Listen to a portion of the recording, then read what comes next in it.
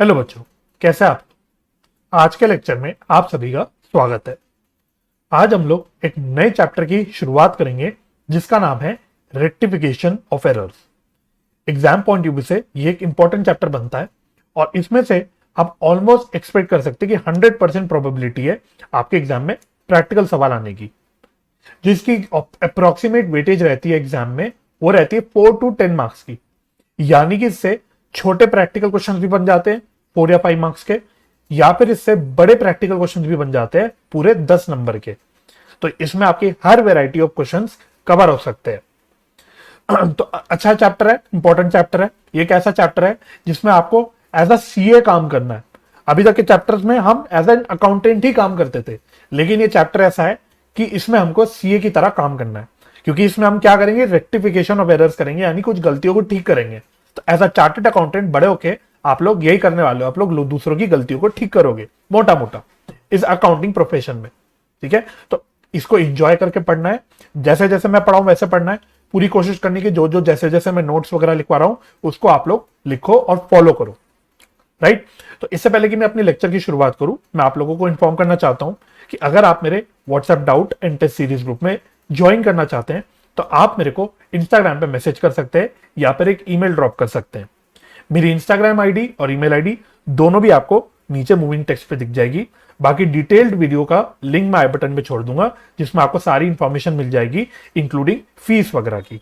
तो चलिए बिना किसी देरी के मैं अपने लेक्चर को शुरू करता हूं।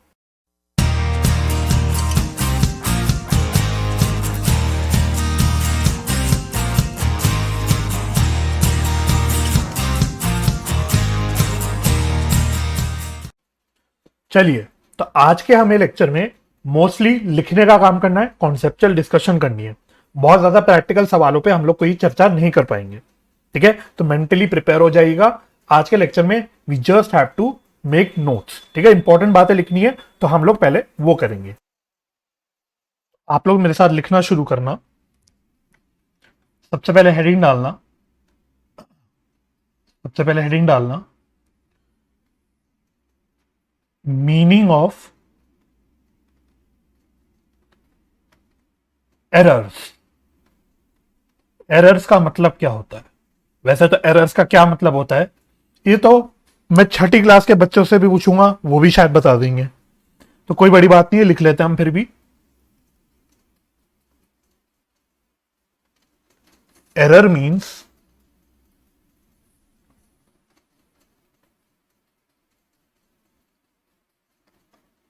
Unintentional,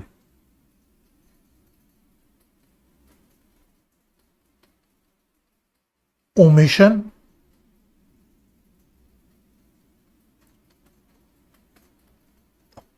or commission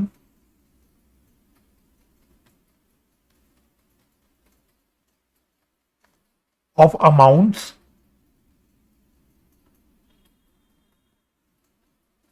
and accounts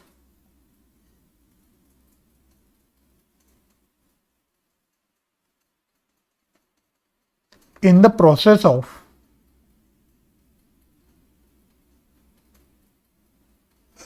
recording of transaction।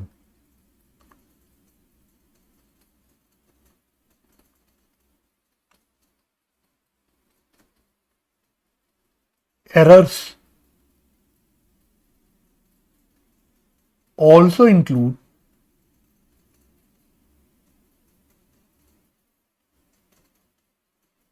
arithmetical errors। ठीक है, तो भाई देखो एरर्स क्या होता है इस पर तो चर्चा करने का कोई मतलब नहीं। ठीक है, हालांकि ये पढ़ के लगता है कि बहुत कोई टेक्निकल डेफिनेशन है, बट आपको क्या करना, आपको क्या पता है एरर्स मतलब गलती। एरर्स का भाई मतलब होता है क्या है, सिंपल भाषा में गलती। और हम क्या पढ़ रहे हैं, हम अकाउंट्स पढ़ रहे हैं, हम अकाउंट्स का सब्जेक्ट पढ़ रहे हैं। तो नेचुरल सी बात है, जब हम यहां गलतियों की बात करेंगे तो हम कौन सी गलती की बात करेंगे कि हमने अकाउंटिंग करने में जो गलतियां कर रखी होंगी उस गलतियों की यहां पे बात होगी। तो बस वही लिखा हुआ है, एरर मींस अनइंटेंशनल। मैंने यहां इंटेंशनल नहीं सही लिखा है, ठीक है, अनइंटेंशनल। ठीक है, गलती क्या होती है, गलती हमेशा अनइंटेंशनल होती है। जब मैं गलती वर्ड बोलता हूं तो गलती इज अनइंटेंशनल, मतलब कोई जानबूझ के नहीं होती, हो जाती है बस। राइट। तो एरर मींस अनइंटेंशनल ओमिशन और कमीशन। अब इस वर्ड पे हम आगे जाके चर्चा करेंगे, तो ज्यादा मैं यहां पे चर्चा नहीं करूंगा। जब हम टाइप्स ऑफ एरर पढ़ेंगे तो वहां पे ये वर्ड्स आते ही हैं, तो वहीं पे हम इन वर्ड्स की चर्चा कर लेंगे। तो अनइंटेंशनल ओमिशन और commission of amounts and accounts in the process of recording of transaction. की भाई हम अकाउंटिंग में जब रिकॉर्डिंग के पूरा प्रोसेस करते हैं, हमारा जो पूरा अकाउंटिंग प्रोसेस होता है उसमें जो भी पूरी हम लोग पूरी स्टेप्स करते हैं, उसमें कहीं पे भी कोई गलती हो जाए उसको हमने बोल दिया errors. Errors also include arithmetical errors. Arithmetical errors मतलब जो आप अच्छे से जानते हो, जो आप लोग करते रहते हो, अरिथमेटिकल एरर्स। ऐड करने में गलती, सब्ट्रैक्ट करने में गलती, इस तरह की गलती, जोड़ने में गलती, तो ये सारी गलतियां आपके अरिथमेटिकल एरर्स होती है। तो अरिथमेटिकल एरर्स भी यहां पे इंक्लूड हो जाती है। ठीक है, तो एरर्स क्या है ये आप लोग समझ ही गए होंगे, और ये लोग आप लोग पहले भी जानते ही होंगे कि यहां पे हम एरर्स का मतलब क्या होता है। चलो नेक्स्ट डालना, नेक्स्ट लिखना हेडिंग डाल के stages of error. Stages of error. Error कब कब होती है, गलतियां कब कब होती है, इसमें लिखना फर्स्ट एरो डाल के eight the time of collection of financial data या फिर इंफॉर्मेशन। यानी पहली क्या स्टेज हो गई, पहली स्टेज क्या हो गई कि हमने फाइनेंशियल इंफॉर्मेशन जिसको हम लोग रिकॉर्ड करते हैं अल्टीमेटली, उसको कलेक्ट करने में, वो फाइनेंशियल इंफॉर्मेशन लेने में ही कोई गलती कर दी, उसको हमने बोल दिया eight the time of collection of financial data या इंफॉर्मेशन। दूसरी गलती कहां होती है, at the time of recording of transaction.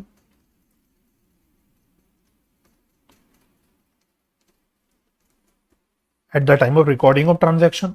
तो पहला स्टेप जो हमारा मेन अकाउंटिंग प्रोसेस में होता है वो क्या होता है, आपने बचपन से पढ़ा है। पहला स्टेप होता है ट्रांजैक्शन को रिकॉर्ड करना। रिकॉर्ड हम कहां करते हैं, या तो हम जर्नल में रिकॉर्ड करते हैं या अपनी सब्सिडरी बुक्स में रिकॉर्ड करते हैं, राइट। तो पहला जो हमारा स्टेप होता है रिकॉर्डिंग ऑफ ट्रांजैक्शन, तो गलती रिकॉर्डिंग के टाइम पे भी हो सकती है। उसके बाद और कहां हो सकती है गलतियां, at the time of posting of transaction.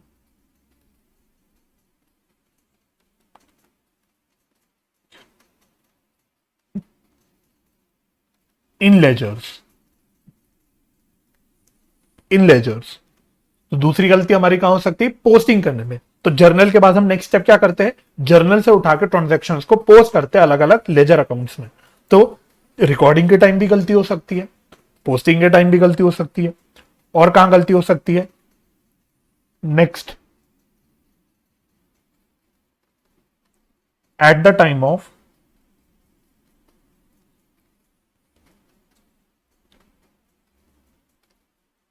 Balancing the ledgers. At the time of balancing the ledgers, तो जब हम लेजर अकाउंट्स बनाते हैं तो अल्टीमेटली हम क्या करते हैं, लेजर को बैलेंस करते हैं। क्लोजिंग बैलेंस जिसको हम बोलते हैं, क्लोजिंग बैलेंस हम निकालते हैं हर लेजर अकाउंट का। तो बैलेंस निकालने में भी हमसे गलती हो सकती है, या फिर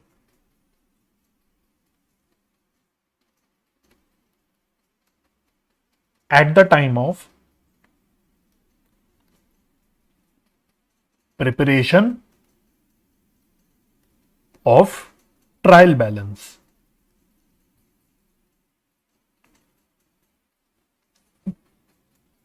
ठीक है, देखो भाई अकाउंटिंग के स्टेप्स क्या होते हैं। सबसे पहला स्टेप होता है अकाउंटिंग ट्रांजैक्शन को आइडेंटिफाई करना, identification of transaction.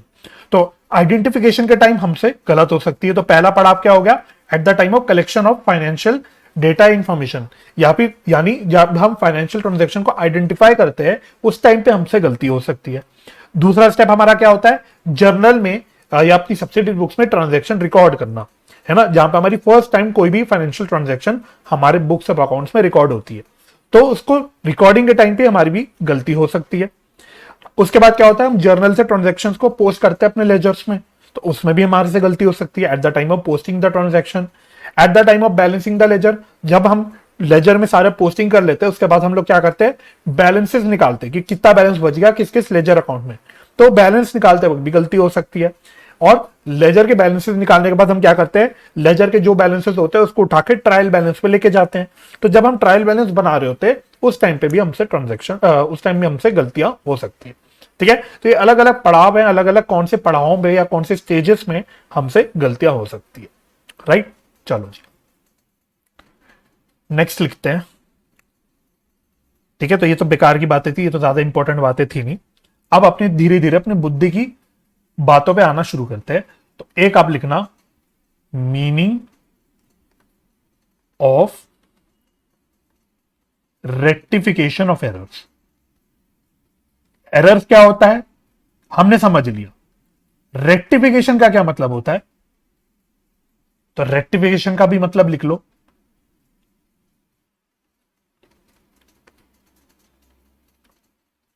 It is the process of detecting and correcting the errors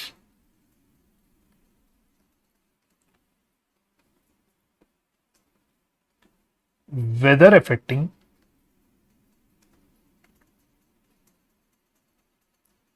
trial balance or not,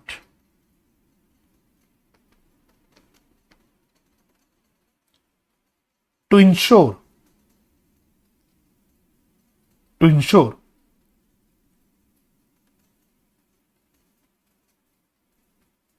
correctness of accounting records and financial statements।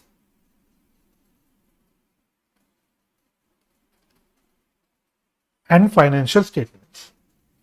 तो रेक्टिफिकेशन का मतलब क्या होता है, गलती ठीक करना। रेक्टिफिकेशन ऑफ एरर्स मतलब गलती को ठीक करना। तो वही लिखा है यहां पे, बस थोड़ा टेक्निकल वर्ड्स में लिख दिया। It is the process of detecting and correcting the errors. तो पहले भाई गलती पकड़ोगे फिर ही तो उसको ठीक करोगे। तो अगर मैं पूरी रेक्टिफिकेशन की बात करूं तो इसमें क्या है, मैं पहले गलती पकड़नी है और उस गलती को भी ठीक करना है। वेदर अफेक्टिंग ट्रायल बैलेंस और नॉट, तो इसका मीनिंग अभी थोड़ी देर में क्लियर हो जाएगा। To ensure correctness of accounting records, क्यों भाई गलती ठीक कर रहे हैं हम लोग, गलती ठीक क्यों कर रहे हैं, ताकि जो हमारे अकाउंटिंग रिकॉर्ड्स में जो भी इंफॉर्मेशन दिख रही है, जो भी हमारे यूजर्स के पास अकाउंटिंग इंफॉर्मेशन जा रही हो वो सही जा रही हो। गलत इंफॉर्मेशन चली गई तो सारा पर्पस ही डिफीट हो जाएगा अकाउंटिंग प्रोसेस का। राइट, तो अकाउंटिंग प्रोसेस का पर्पस क्या है, यूजर्स को, ताकि हम लोग कुछ इंपॉर्टेंट इंफॉर्मेशन दे पाए, फाइनेंशियल ट्रांजेक्शन से रिलेटेड अकाउंटिंग इंफॉर्मेशन दे पाए। तो ये हमारा मेन पर्पस होता है of preparing of the entire accounting process. तो इसलिए कि हमारी अकाउंटिंग रिकॉर्ड्स ठीक हो और अल्टीमेटली जिन रिकॉर्ड्स के बल पे हमारे फाइनेंशियल स्टेटमेंट्स बनेंगे, हमारा प्रॉफिट एंड लॉस अकाउंट बनेगा, हमारी बैलेंस शीट बनेगी, वो सही होनी चाहिए। जब हमारे अकाउंटिंग रिकॉर्ड्स ही गलत होंगे तो हमारी फाइनेंशियल स्टेटमेंट सही बन पाएगी क्या, the answer is no. Right, तो ताकि हमारी करेक्ट जो भी हो, हमारी अकाउंटिंग रिकॉर्ड्स ठीक बने, हमारी फाइनेंशियल स्टेटमेंट्स ठीक बने और यूजर्स के पास सही इंफॉर्मेशन पहुंचे, ये मकसद होता है रेक्टिफिकेशन का। ठीक है, चलो आगे बढ़ते हैं। नेक्स्ट लिखना नेक्स्ट इंपॉर्टेंट टॉपिक लिखना, classification of errors. Classification of errors, और इसमें लिखना आप लोग on the basis of nature. On the basis of nature, तो एरर्स किस किस प्रकार की होती है, तो ये आपको समझना है पहले। On the basis of nature, nature को आप लोग चाहे तो अंडरलाइन कर लेना और इसको इंपॉर्टेंट भी मार्क कर लेना। इंपॉर्टेंट डिस्कशन है तो इसको ध्यान से लिखना और समझना। तो ये हम पढ़ते हैं क्लासिफिकेशन ऑफ एरर्स। तो पहले इसमें काइंड ऑफ एक फ्लो चार्ट बना देते हैं। तो जैसे जैसे मैं बनाऊं वैसे बनाना। तो पहले तो इसमें से दो बाइफर्केशन निकालो।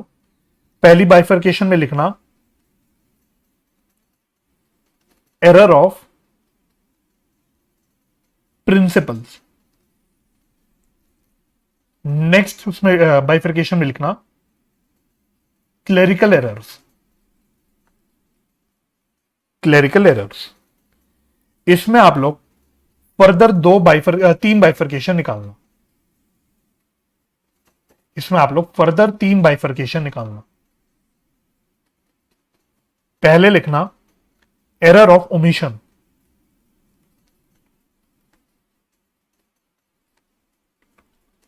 दूसरा लिखना एरर ऑफ कमीशन। और तीसरा लिखना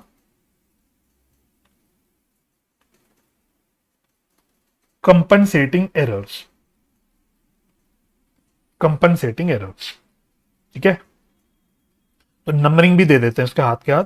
तो एरर ऑफ प्रिंसिपल को नंबर 1 दे दिया, एरर ऑफ ओमिशन को नंबर 2 दे दिया, एरर ऑफ कमीशन को नंबर 3 दे दिया, और कंपनसेटिंग एरर्स को नंबर 4 दे दिया। अब जब मैं एरर ऑफ कमीशन की बात कर रहा हूं, तो इसमें आपको फर्दर बाइफर्केशंस करनी है।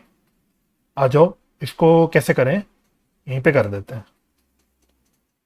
इसमें आप फर्दर 4 बाइफर्केशंस निकालना। इसमें लिखना ए, एरर ऑफ रिकॉर्डिंग। फिर लिखना बी, एरर ऑफ कास्टिंग। फिर लिखना C, error in carrying forward. और फिर लिखना डी में लिखना पोस्टिंग एरर, या फिर एरर ऑफ, एक मिनट, एरर ऑफ पोस्टिंग। ठीक है जी। तो मैं इसका एक बार आपको ओवरव्यू दे देता हूं।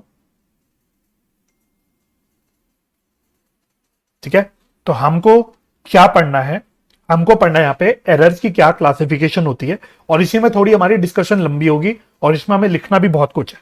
ठीक है, तो बहुत पेशेंटली मेरे साथ साथ करना। अभी इसको कर लोगे तो आपको हमेशा याद रहेगा। ठीक है, तो ये काइंड ऑफ समझ लो माइंड मैप है कि इस पूरी डिस्कशन में हमें एरर्स को कैसे क्लासिफाई करना है। तो सबसे पहला हमारा मेजर क्लासिफिकेशन हो जाता है एरर ऑफ प्रिंसिपल। ठीक है, और दूसरे फिर हम लोग बहुत सारे इसके अलावा क्लेरिकल एरर्स पढ़ते हैं। ठीक है, error of principle clerical error नहीं होता, इसलिए हम लोग इसको अलग से लिख देते हैं एरर ऑफ प्रिंसिपल। और बाकी जितनी भी गलती हम पढ़ते हैं उसमें हम पढ़ते हैं एरर ऑफ क्लेरिकल एरर्स के बारे में। तो क्लेरिकल एरर्स में कौन सी एरर्स आ जाती हैं?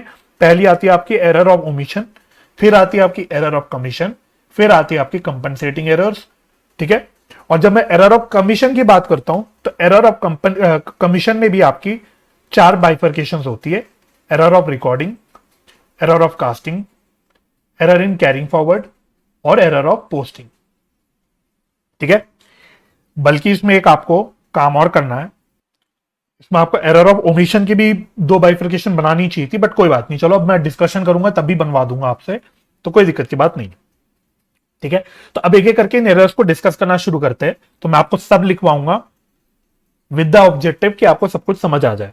ठीक है, तो पहला लिखना, आप लोग सीक्वेंस में ही चलेंगे, error of principles. Error of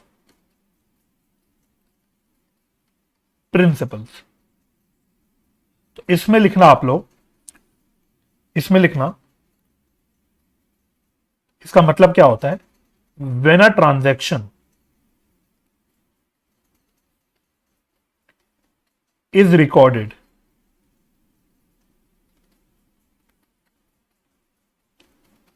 in contravention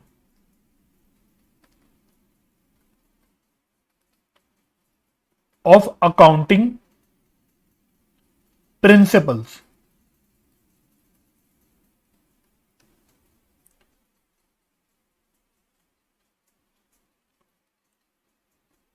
it is known as error of principles. ठीक है, इसमें आप लोग कॉन्ट्रावेंशन ऑफ अकाउंटिंग प्रिंसिपल्स इस पूरी टर्म को अंडरलाइन कर लेना। ये कीवर्ड्स है, इसमें ये कीवर्ड्स है। ठीक है, तो ये हो गया। तो ये फर्स्ट एरो था। सेकंड एरो लिखना, सेकंड एरो लिखना, इन दिस केस या in this type of errors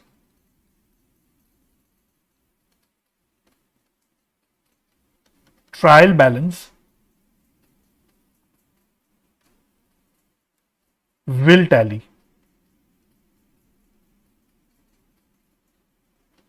trial balance will tally. Examples लिखते हैं इसमें और फिर इसके ऊपर चर्चा करते हैं। एग्जाम्पल्स लिखना। ठीक है, 2-3 एग्जाम्पल्स लिखवा देता हूं ताकि आपको लिंक हो पाए। तो पहला लिखना, revenue expenditure treated as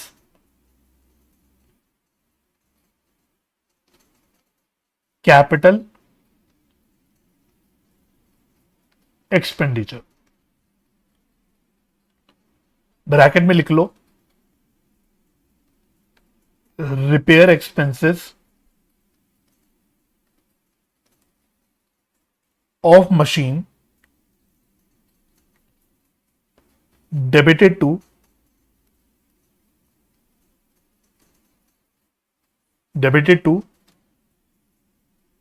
machinery account।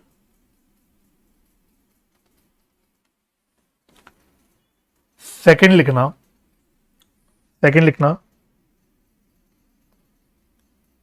ऊपर वाले का उल्टा, capital expenditure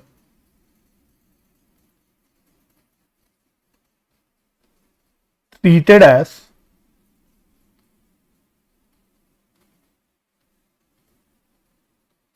revenue expenditure। Bracket में लिखना, wages paid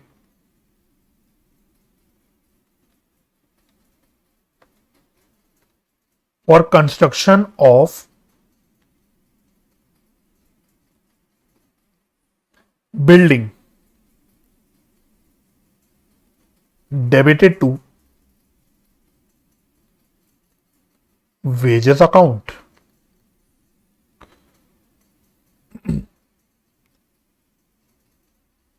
नेक्स्ट लिखना, third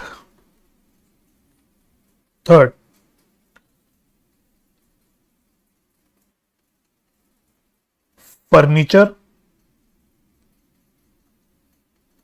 purchased on credit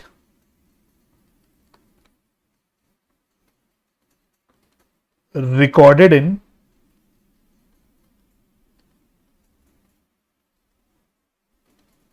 purchase book। ठीक है, फोर्थ लिखना,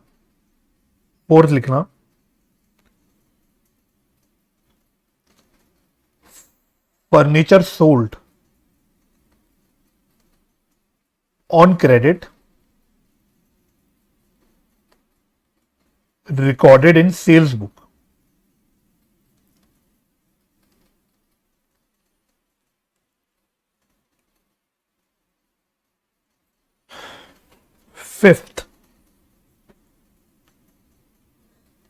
फिफ्थ में लिखना, personal expense of owner recorded as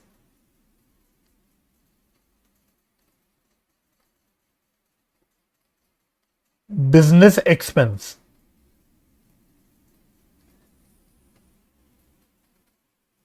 ठीक है जी, तो बस बहुत है, मोर देन इनफ है इतनी चर्चा करना। ठीक है, तो देखो भाई, एरर ऑफ प्रिंसिपल्स क्या होता है।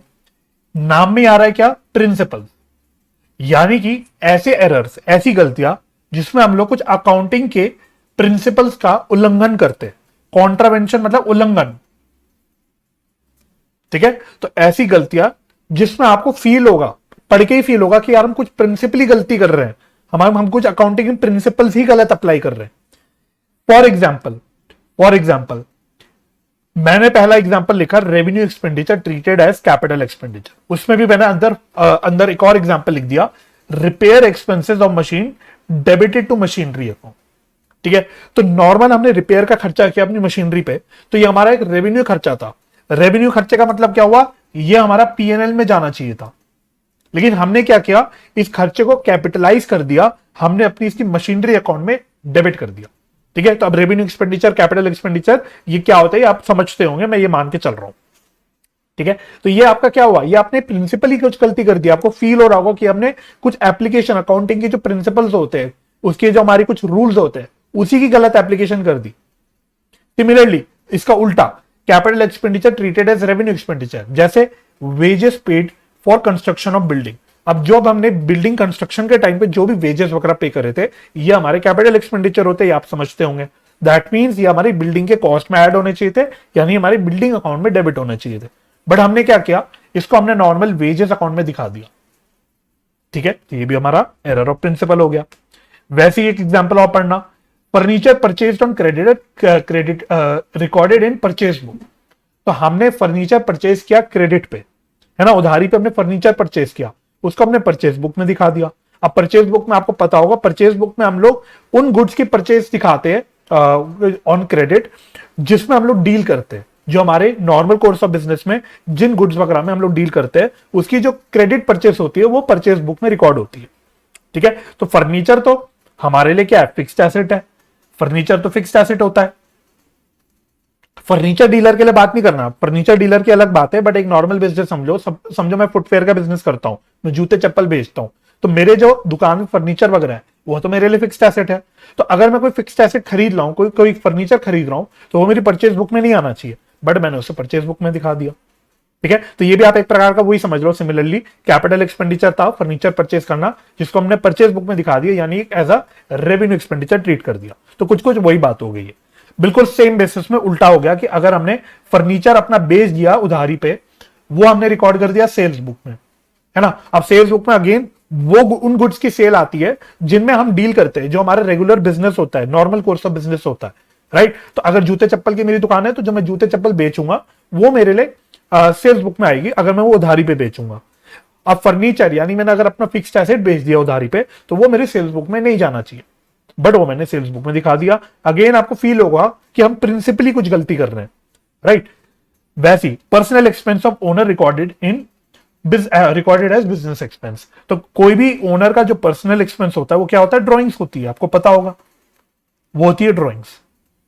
ठीक है, तो मान लो प्रोप्राइटर के जो घर है, जो उसका पर्सनल रेजिडेंस है, उसका रेंट पे किया, हमारे बिजनेस से हमने रेंट पे किया, तो वो पर्सनल एक्सपेंस है ऑफ द प्रोप्राइटर, तो वो हमारे बिजनेस में एज अ ड्रॉइंग्स दिखाना चाहिए था। बट वो अगर मैंने ड्रॉइंग्स ना दिखा के उसको एज अ रेंट एक्सपेंस दिखा दिया, मैंने रेंट अकाउंट में डेबिट कर दिया, तो ये भी आपको फील हो रहा होगा कि हमने प्रिंसिपली गलती करी। हमारा बिजनेस एंटिटी कॉन्सेप्ट क्या बोलता है कि बिजनेस अलग होता है, बिजनेस के ओनर अलग होते हैं, दोनों सेपरेट होते हैं। तो ओनर्स के लिए कोई भी खर्चा जो किया हुआ, जो ओनर अपना कोई पर्सनल खर्चा करता है बिजनेस से, वो बिजनेस का खर्चा नहीं होता, वो ड्रॉइंग्स होती है। बट हमने क्या किया, उसको एज अ बिजनेस एक्सपेंस दिखा दिया। तो ये हमारे एरर्स ऑफ प्रिंसिपल के कुछ एग्जांपल्स हो गए, राइट। अच्छा, अब दूसरा मैंने क्या बोला, ऐसे गलतियों में ट्रायल बैलेंस टैली करेगा, हमारा ट्रायल बैलेंस में कोई डिफरेंस नहीं आएगा। कैसे, उदाहरण के तौर पे सपोज मैं फर्स्ट एग्जांपल को बेस लेके चलता हूं, तो फर्स्ट एग्जांपल में मैंने बोला कि मैंने मशीनरी में कुछ रिपेयर का खर्चा किया था, जिसको मैंने रिपेयर अकाउंट में डेबिट करने की जगह मशीनरी अकाउंट में डेबिट किया। तो यानी मैंने गलती क्या करी, मैंने मशीनरी अकाउंट में डेबिट कर दिया, और अगर मैंने जो भी कैश में खर्चा किया तो टू कैश। सपोज मैंने 1000 रुपए का खर्चा किया था, ठीक है। अब मेरी जब ट्रायल बैलेंस बनेगा, मेरा ट्रायल बैलेंस जब बनेगा, तो ट्रायल बैलेंस आपको पता है, यहां पे डेबिट आता है, यहां पे क्रेडिट आता है, ठीक है। अब बाकी ट्रांजैक्शन छोड़ दो, सपोज और कुछ भी नहीं है, तो मशीनरी मेरी दिखेगी डेबिट में 1000, और कैश मेरा दिखेगा क्रेडिट में 1000। तो यानी मेरा ट्रायल बैलेंस का टोटल मैच हो रहा है। ठीक है, अभी अज्यूम करो, इग्नोर करो, बाकी कुछ और बैलेंसेस, कुछ और ट्रांजेक्शन छोड़ दो, बस इतना आप सोचो। तो बेसिकली मेरा मशीनरी भी डेबिट में 1000 में आ रहा है, क्रेडिट और कैश भी क्रेडिट में 1000 में आ रहा है। दैट मीन्स मेरे ट्रायल बैलेंस में तो कोई डिफरेंस नहीं आ रहा। तो इसका मतलब क्या हुआ कि ऐसी गलतियों में मेरा ट्रायल बैलेंस टैली करेगा। गलती मैंने की है, मुझे मशीनरी अकाउंट ना लिख के क्या लिखना चाहिए था, रिपेयर्स अकाउंट। और जब मैं रिपेयर्स अकाउंट को डेबिट करता तो यहां मेरा मशीनरी ना आके रिपेयर्स आता। ठीक है, ट्रायल बैलेंस तब भी सही होती, ट्रायल बैलेंस मेरी तभी ठीक हो रही होती, और जब मैंने गलती करके ट्रांजेक्शन रिकॉर्ड करी तब भी मेरी ट्रायल बैलेंस ठीक आ रही है। तो दैट मींस इस गलती में, इस टाइप की जो एरर होती है, इसमें ट्रायल बैलेंस हमेशा टैली करेगी। आप कोई भी एग्जांपल पढ़ लेना, आपका यही कंक्लूजन निकलेगा कि भाई मेरा डेबिट और क्रेडिट का जो एस्पेक्ट है वो हमेशा मैच करेगा, वहां कोई भी दिक्कत नहीं आएगी। ठीक है, तो ये हो गया मेरा एरर ऑफ प्रिंसिपल्स। अब नेक्स्ट एरर में आते हैं, मैं उम्मीद करता हूं ये वाला समझ आ गया होगा आपको। नेक्स्ट एरर में आते हैं, second type of error, error of omission, है ना। सेकेंड टाइप हमारा एरर क्या है, error of omission.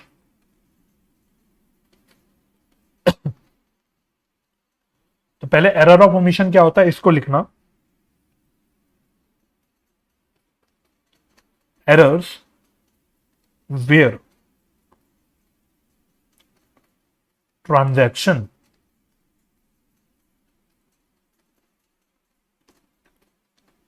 is completely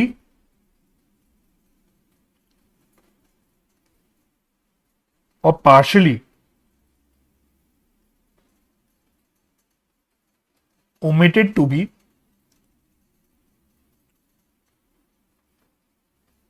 recorded in the books of accounts, in the books of accounts। ठीक है, तो भाई देखो ओमिशन का क्या मतलब होता है। ओमिशन का सिंपल हिंदी में अगर मैं हिंदी में मीनिंग बोलूं तो इट मींस कुछ छूट जाना, कोई छूट जाना। तो सपोज कोई मुझसे पूछे कि लिखो अपना इंट्रोडक्शन लिखो, तो मैं अपना इंट्रोडक्शन लिखूंगा क्या, my name is Shilin Shukla, I am a chartered accountant. ये मेरा इंट्रोडक्शन हुआ। ठीक है, अब सपोज मैं इसमें इसी सेंटेंस में क्या करता हूं, मैं ये सेंटेंस लिखता हूं, लेकिन मैं क्या करता हूं, माय ये छोड़ देता हूं, मैं नेम वर्ड लिखना छोड़ देता हूं। तो अब मेरा सेंटेंस गलत हो गया, माय इज शिलिन शुक्ला। अब इस सेंटेंस का कोई मीनिंग बन रहा है, नहीं बन रहा। क्यों नहीं मीनिंग बन रहा, क्योंकि मैंने गलती कर दी। मैंने गलती क्या कर दी, मैं एक वर्ड यहां पे भूल गया लिखना, जो मुझे नेम वर्ड लिखना था ये लिखना मैं भूल गया। ठीक है, तो ये मैंने क्या किया, मैंने एक वर्ड को ओमिट कर दिया। अभी किस तरह का ओमिशन है, ये पार्शियल ओमिशन है, क्योंकि इसमें मैंने खाली एक वर्ड छोड़ा, मैंने खाली इसमें वर्ड मिस कर दिया। लेकिन सपोज अगर मैं इंट्रोडक्शन में ये पूरा सेंटेंस ही लिखना भूल जाता, मैं सीधा लिखता I am a chartered accountant, तो अब ये कौन सी ओमिशन हो गई, यहां पे भी ओमिशन हुआ, यहां पे मैं पूरा सेंटेंस ओमिट कर गया, ये हो गई कंप्लीट ओमिशन, क्योंकि इसमें मैं पूरा एक सेंटेंस ही मिस कर गया। ठीक है, तो अगर मैं कोई सेंटेंस का एक वर्ड मिस कर गया लिखना तो वो हो गया पार्शियल ओमिशन, और अगर मैं पूरा सेंटेंस ही लिखना भूल गया तो वो हो गया कंप्लीट ओमिशन। ठीक है, तो अब ये तो फालतू का एग्जांपल हो गया एक। अब हम अपने अकाउंटिंग टर्म्स में बात करते हैं। ठीक है, अकाउंटिंग में भी क्या होगा, अगर हम कोई ट्रांजैक्शन को रिकॉर्ड करना भूल जाते हैं, अब वो कंप्लीट ओमिशन भी हो सकता है और वो पार्शियल ओमिशन भी हो सकता है। तो इस गलती को हम बोलते हैं एरर ऑफ ओमिशन। ठीक है, तो अभी हमने बोल रहे हैं यहां पे गलती दो प्रकार की हो सकती है, ओमिशन दो प्रकार की हो सकती है। तो इसमें आप लोग बाइफर्केशन कर लेना चाहे तो, इसमें आप लोग बाइफर्केशन कर लेना। तो यहां पे दो तरह की ओमिशन हो सकती है, या तो ये हो सकता है, या तो ये हो सकता है error of complete omission,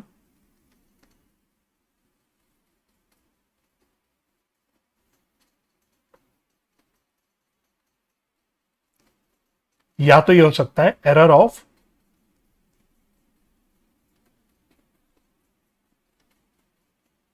partial omission.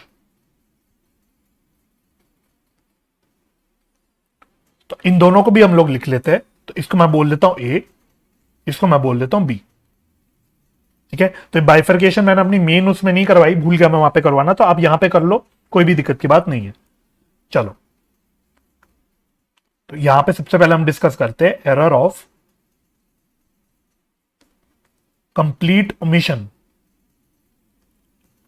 Error of complete omission का मतलब क्या होता है, इसमें आप लोग लिखना, it arises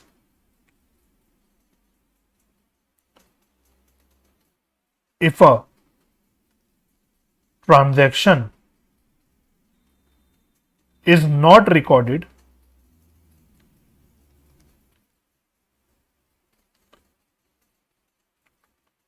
in the books of accounts or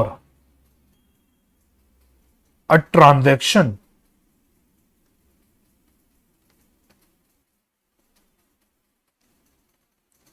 recorded in the books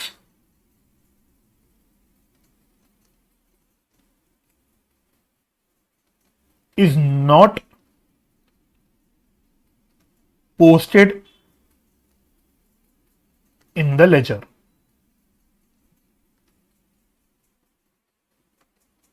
ठीक है, नेक्स्ट एरो में लिखना, trial balance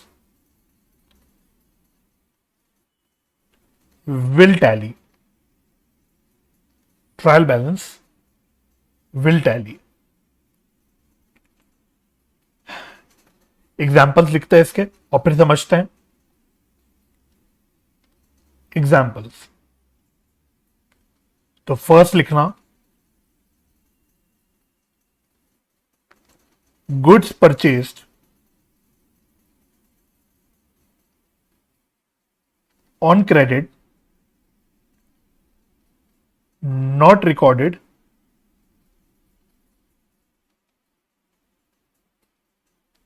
in purchase book।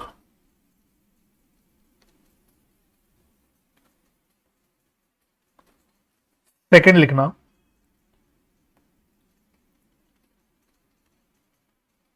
goods sold on credit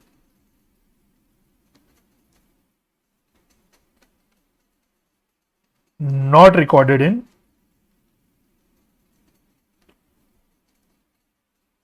sales book.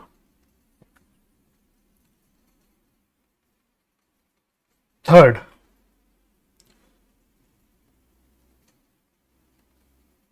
Furniture sold on credit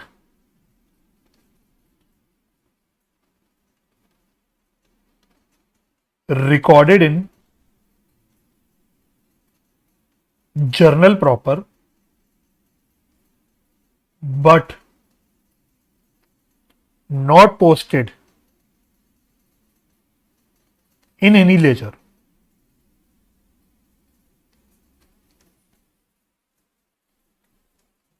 ठीक है, तो पहले आप लोग इतना नोट कर लेना और फिर मेरी बातों को सुनना। तो एरर ऑफ कंप्लीट ओमिशन में हमने क्या बोला, एरर ऑफ कंप्लीट ओमिशन कब होती है, या तो हम कोई भी ट्रांजैक्शन को पूरी तरह से रिकॉर्ड ही नहीं करते, हम कोई भी ट्रांजैक्शन को पूरी तरह से रिकॉर्ड ही नहीं करते। जैसे गुड्स परचेज ऑन क्रेडिट, मैंने क्रेडिट पे गुड्स परचेज करे तो ये मुझे अपने परचेज बुक में रिकॉर्ड करने चाहिए थे, बट मैंने इसको पूरी तरह से रिकॉर्ड ही नहीं करा, not recorded in purchase book, यानी मैं पूरी तरह से ओमिट कर गया इसको रिकॉर्ड करने से, तो ये हो गया मेरा एरर ऑफ कंप्लीट ओमिशन। या फिर ये कब आता है, कब अराइज होता है, when a transaction recorded in books is not posted in the ledger. कि भाई मैंने अपने रिकॉर्ड तो कर दिया, ट्रांजैक्शन अपने रिकॉर्ड कर दिया, चाहे जर्नल में या कोई भी सब्सिडरी बुक में जिसमें भी रिकॉर्ड करना था, मैंने रिकॉर्डिंग तो ढंग से पूरी तरह से कर ली, लेकिन अब रिकॉर्डिंग करके काम खत्म नहीं होता ना, रिकॉर्डिंग करके मुझे अपनी जो भी ट्रांजैक्शन होती है उसको पोस्ट भी करना होता है लेजर अकाउंट्स में, तो मैंने लेजर अकाउंट्स में पोस्ट ही नहीं करा, मैं भूल गया लेजर अकाउंट्स पोस्ट करना, तो ये भी मेरी कंप्लीट ओमिशन ही हुई। तो एग्जाम्पल क्या हुआ, furniture sold on credit recorded in journal proper. ठीक है, तो जो फर्नीचर होता है वो क्रेडिट पे अगर बिक रहा होता है तो हमें जर्नल प्रॉपर पे रिकॉर्ड करना होता है, तो मैंने जर्नल प्रॉपर में बराबर सही से रिकॉर्ड कर दिया, bank account debit to furniture account जो भी है, right, bank account debit to furniture account, but not posted in any ledger, मैं लेजर में पोस्ट करना भूल गया, तो अगर मैंने bank account debit to furniture account बोला था तो मुझे sorry sorry, furniture sold on credit है ना, तो सॉरी, तो सपोज मैंने जिसको भी बेचा था, सपोज एक्स को बेचा था, तो जब मैंने एक्स को बेचा था, मैं यहां लिख के बताता हूं, तो मुझे एंट्री क्या करनी चाहिए थी, X account debit to furniture account, profit loss छोड़ दो अभी, प्रॉफिट या लॉस छोड़ दो अभी। तो अगर मैंने सपोज मिस्टर एक्स को बेचा था, तो मुझे एक्स टू फर्नीचर ये एंट्री करनी चाहिए थी। सपोज मैंने 10,000 रुपए में फर्नीचर बेचा था, तो मैंने एंट्री कर दी बराबर, ये एंट्री मैंने पूरी तरह से कर दी। लेकिन अब मुझे क्या करना चाहिए था, मेरे को इस 10,000 को एक्स के डेबिट साइड पे पोस्ट करना चाहिए था, और इस 10,000 को मुझे फर्नीचर अकाउंट में क्रेडिट साइड पोस्ट करना चाहिए था। तभी तो मेरी पूरी बात खत्म होगी, तभी तो मेरा जब लेजर बनेगा फाइनली, और लेजर से मेरा ट्रायल बैलेंस सही सही बन पाएगा। लेकिन मैंने करा ही नहीं, मैंने ना ही इसको एक्स के डेबिट साइड पे पोस्ट किया, ना ही फर्नीचर के क्रेडिट साइड पे पोस्ट किया। तो यानी कि मैं दोनों एस्पेक्ट्स पोस्ट करना भूल गया, डेबिट वाला एस्पेक्ट भी, क्रेडिट वाला एस्पेक्ट भी। तो ये भी आपका कंप्लीट ओमिशन होगा। अब यहां पे हमने बोला कि इस एरर में हमारा ट्रायल बैलेंस टैली कर जाता है, इस एरर में हमारा ट्रायल बैलेंस टैली कर जाता है। क्यों टैली करता है, क्या आप समझ पा रहे हो? एक मिनट देना। ठीक है, तो हम बोल रहे हैं इसमें हमारा जो लेजर होता है, सॉरी, जो हमारा ट्रायल बैलेंस होता है वो टैली कर जाता है। इसको आप लोग भी हाईलाइट कर लेना है, अंडरलाइन कर लेना कि ट्रायल बैलेंस टैली होता है। बट वो ऐसा क्यों होता है? क्योंकि आप देखो जो कंप्लीट ओमिशन है, इसमें हमारा डेबिट एस्पेक्ट भी मिस हो रहा है, क्रेडिट एस्पेक्ट भी मिस हो रहा है, चाहे वो रिकॉर्डिंग में हो रहा हो, चाहे वो पोस्टिंग में हो रहा हो। हमारा डेबिट एस्पेक्ट भी इक्वल अमाउंट से मिस हो रहा है, और क्रेडिट एस्पेक्ट भी इक्वल अमाउंट से ओमिट हो रहा है। क्योंकि हमारा डेबिट और क्रेडिट एस्पेक्ट एक ही अमाउंट से, इक्वल अमाउंट से ओमिट हो रहा है, तो हमारा जो ट्रायल बैलेंस अल्टीमेटली बनेगा उसमें कोई भी डिफरेंस नहीं आएगा। ठीक है, तो अगर मैं इसी एग्जांपल को बेस लेके बताऊं, इस बात को, इसी एग्जांपल को लूं, तो मैंने क्या किया, ये ट्रांजैक्शन तो रिकॉर्ड कर दी, लेकिन एक्स के डेबिट साइड पे 10,000 आना चाहिए था, वो भी नहीं डाला। फर्नीचर अकाउंट के क्रेडिट साइड पे 10,000 आना चाहिए था, वो भी नहीं डाला। तो ना ही मेरा डेबिट में 10,000 आया, ना ही क्रेडिट में 10,000 आया। तो ट्रायल बैलेंस क्या मैच करने में कभी भी कोई दिक्कत होगी? नहीं, ट्रायल बैलेंस तो हमारा मैच कर जाएगा। तो ट्रायल बैलेंस मैचिंग में कोई भी दिक्कत नहीं होगी। तो याद रखना, एरर ऑफ कंप्लीट ओमिशन में हमने क्या बोला कि ट्रायल बैलेंस टैली कर जाता है, ट्रायल बैलेंस टैली कर जाता है। तो सबसे पहला एरर ऑफ प्रिंसिपल बोला था, उसमें भी हमने बोला था ट्रायल बैलेंस टैली करता है, और एरर ऑफ कंप्लीट ओमिशन में भी ट्रायल बैलेंस टैली करता है। ठीक है, चलो नेक्स्ट करते हैं। तो बी में आना, चलिए बी लिखना, error of partial omission, error of partial omission. इसमें लिखना, it arises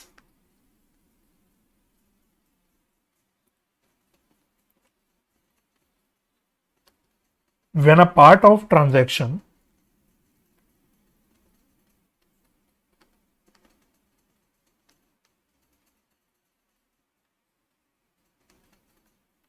and not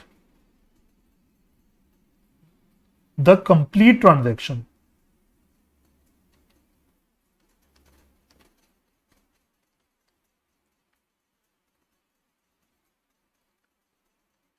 is omitted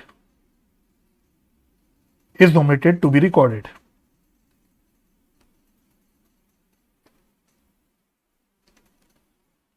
ठीक है, इसमें लिखना, trial balance will not tally, trial balance हमारा टैली नहीं करेगा।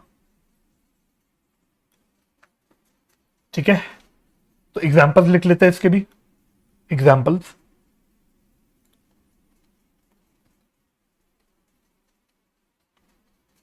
एग्जांपल्स, तो पहला लिखना,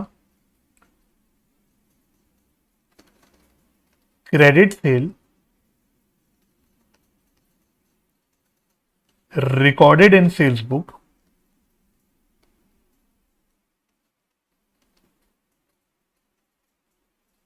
but not posted in debtors account. Second लिखना omission in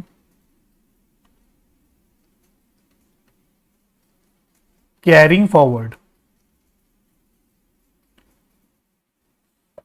the total from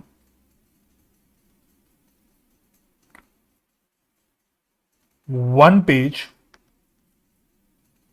to another।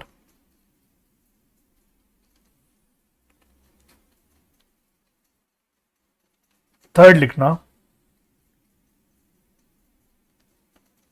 Omission in balancing an account etcetera.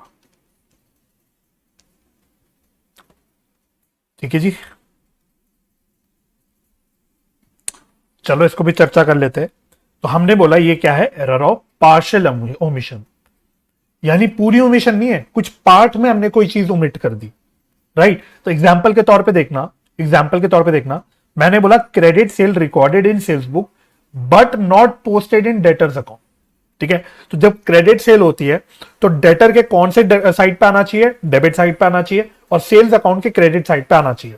आप लोग समझते हो, debtor account debit to sales account, यही तो हम लोग करते हैं, है ना। तो सेल्स के क्रेडिट साइड पे पोस्टिंग आनी चाहिए, डेटर्स के डेबिट साइड पे पोस्टिंग आनी चाहिए। बट हमने क्या गलती करी, हमने सेल्स बुक में बराबर रिकॉर्ड कर दिया। ठीक है, सेल्स बुक में सही रिकॉर्ड कर दिया, इसका मतलब हमने सेल्स अकाउंट में भी सही सही क्रेडिट कर दिया, हमने सेल्स अकाउंट में भी क्रेडिट कर दिया, लेकिन हम डेटर अकाउंट में डेबिट करना भूल गए। तो उदाहरण के तौर पे ऐसे अगर मैं एग्जाम्पल में डिस्कस करूं, तो अगर मैंने डेटर को 1000 रुपए की सेल करी थी, तो मुझे क्या करना चाहिए था, डेटर को डेबिट करना चाहिए था 1000 रुपए से, और सेल्स को क्रेडिट करना चाहिए था 1000 रुपए से। ठीक है, तो ये मैंने करा, सेल्स को मैंने क्रेडिट करके इसको सेल्स अकाउंट के क्रेडिट साइड पे भी रिकॉर्ड कर दिया, मतलब पोस्ट कर दिया, मुझे बोलना चाहिए पोस्ट कर दिया। सेल्स अकाउंट के क्रेडिट साइड पे भी मैंने 1000 रुपए पोस्ट कर दिया। अब मुझे हाथ के हाथ डेबिट साइड पे डेटर अकाउंट के पोस्ट करना चाहिए था पूरे 1000 रुपए से। तो जब मैं इसका डेबिट एस्पेक्ट 1000 रुपए पूरा पोस्ट करता और क्रेडिट एस्पेक्ट सेल्स में पूरा पोस्ट करता, तो मेरा डेबिट और क्रेडिट इक्वल रहता, इसका मतलब मेरी ट्रायल बैलेंस टैली कर जाती। लेकिन मैंने क्या किया, मैं ये पोस्टिंग करना भूल गया, यानी इस ट्रांजैक्शन का इफेक्ट क्या आ रहा है, सेल्स में क्रेडिट इफेक्ट तो आ रहा है 1000 रुपए का, लेकिन डेटर में जो डेबिट इफेक्ट इक्वल अमाउंट का आना चाहिए वो नहीं आ रहा। तो इसमें क्या हुआ, पहली बात, गलती क्या हुई, पार्शियल ओमिशन की हुई। पार्शियल ओमिशन की क्यों हुई, क्योंकि मैंने ट्रांजैक्शन सही रिकॉर्ड कर दिया, एक अकाउंट में सेल्स अकाउंट में पोस्टिंग ठीक कर दी, लेकिन डेटर अकाउंट में मैं ओमिट कर गया, तो कुछ पार्ट में मैं कोई ओमिशन कर गया, इसलिए पार्शियल ओमिशन हुआ। और दूसरा मैंने इसमें यह भी लिखा कि इस एरर में हमारा ट्रायल बैलेंस टैली नहीं करता। क्यों टैली नहीं करता, क्योंकि हमारा एक एस्पेक्ट और दूसरा एस्पेक्ट, मतलब डेबिट एस्पेक्ट और क्रेडिट एस्पेक्ट बेसिकली मैच नहीं करता, जो कि आपको यहां दिख रहा होगा कि मेरा डेबिट एस्पेक्ट में 1000 रुपए तो आ नहीं रहा, लेकिन क्रेडिट एस्पेक्ट में 1000 रुपए आ रहा है। इसमें इसका मतलब क्या हुआ कि मेरी जब ट्रायल बैलेंस बनेगा तो ट्रायल बैलेंस में मेरा ट्रायल बैलेंस का डेबिट और क्रेडिट मैच नहीं करेगा। Right, similarly omission in carrying forward the total from one page to another, यानी कि सपोज मैं सेल्स बुक बना रहा था, मैं अपनी सेल्स बुक बना रहा था, तो पेज नंबर 1 पे था, मैं पेज नंबर 1 पे था, तो मैंने एक सेल रिकॉर्ड करी 100 रुपए की, दूसरी सेल रिकॉर्ड करी 200 रुपए की, तीसरी सेल रिकॉर्ड करी 150 रुपए की, चौथी सेल रिकॉर्ड करी 250 रुपए की। बस अब मेरा पेज खत्म हो गया, मेरा पेज नंबर 1 खत्म हो गया। तो अब मुझे क्या करना पड़ेगा, मुझे पेज नंबर 1 से पेज नंबर 2 पे आना पड़ेगा। लेकिन इस पेज नंबर 1 से 2 में आने के लिए मुझे क्या करना पड़ेगा, पहले मुझे पेज नंबर 1 का टोटल देखना पड़ेगा कि मैंने अभी तक कितनी सेल कर दी। तो मैं बोलूंगा ये हो गई सेल कितनी, 300, 150, 450 और ये 700 रुपए की सेल अभी तक हो गई। फिर मुझे 700 रुपए को मेरे को कैरी फॉरवर्ड करना पड़ेगा पेज नंबर 2 में, पेज नंबर 2 में मुझे कैरी फॉरवर्ड करना पड़ेगा। राइट, अब यहां पे मैं 700 रुपए को कैरी फॉरवर्ड करके लाऊंगा, फिर मैं अपनी बाकी सेल्स रिकॉर्ड करना शुरू करूंगा, 1, 2, 3 जितनी भी सेल है। फिर मेरे को क्या करना पड़ेगा, इसका भी टोटल करना पड़ेगा कि 700 रुपए था कैरी फॉरवर्ड होकर आया था, और इस पेज में और मैंने सेल्स रिकॉर्ड करी, तो इसका भी मेरे को टोटल रिकॉर्ड करना पड़ेगा और अगले पेज पे कैरी फॉरवर्ड करना पड़ेगा। तो ये मेरे को प्रोसेस करता रहना पड़ेगा। लेकिन अब मैंने क्या किया, मैंने गलती क्या की, मैं 700 रुपए को कैरी फॉरवर्ड करना भूल गया। मैं 700 रुपए को, एक मिनट देना, कैरी फॉरवर्ड करना भूल गया पेज नंबर 2 में। ठीक है, तो जब मैंने यहां 700 रुपए को कैरी फॉरवर्ड नहीं करा तो अब मेरा पेज नंबर 2 का टोटल गलत आ जाएगा। पेज नंबर 2 से जब पेज नंबर 3 में अगर कैरी फॉरवर्ड हो गया तो आगे के सारे पेजेस में टोटल गलत आएगा, क्योंकि मैंने एक पेज से कैरी फॉरवर्ड नहीं करा, एक पेज से मैंने कैरी फॉरवर्ड नहीं करा। तो अब प्रैक्टिकली होता क्या है, जब मेरी पूरी सेल्स बुक बन जाती है तो मैं पूरी सेल्स बुक का अल्टीमेटली टोटल देखता हूं और उस टोटल को अपने सेल्स अकाउंट में क्रेडिट साइड पे पोस्ट करता हूं। ठीक है, ये टेक्निकली होता है। तो अब यहां पे दिक्कत क्या हो जाएगी, पहली बात दिक्कत क्या होगी कि पार्शियल ओमिशन है, क्योंकि यहां पे एक पार्ट में गलती हुई है, ये आप पहले समझ गए होगे। और दूसरा जब मैंने अपनी सेल्स एक एक करके रिकॉर्ड करी होगी तो मैंने अलग अलग सपोज कस्टमर्स को सेल करी होगी। यहां मैंने मिस्टर एक्स को करी सेल, यहां मैंने मिस्टर वाई को करी सेल, यहां मैंने मिस्टर जेड को करी सेल। ठीक है, फिर यहां मैंने मिस्टर पी को करी सेल, यहां मैंने मिस्टर क्यू को करी सेल, मिस्टर आर को करी, मिस्टर ए को करी, मिस्टर बी को करी, एंड सो ऑन।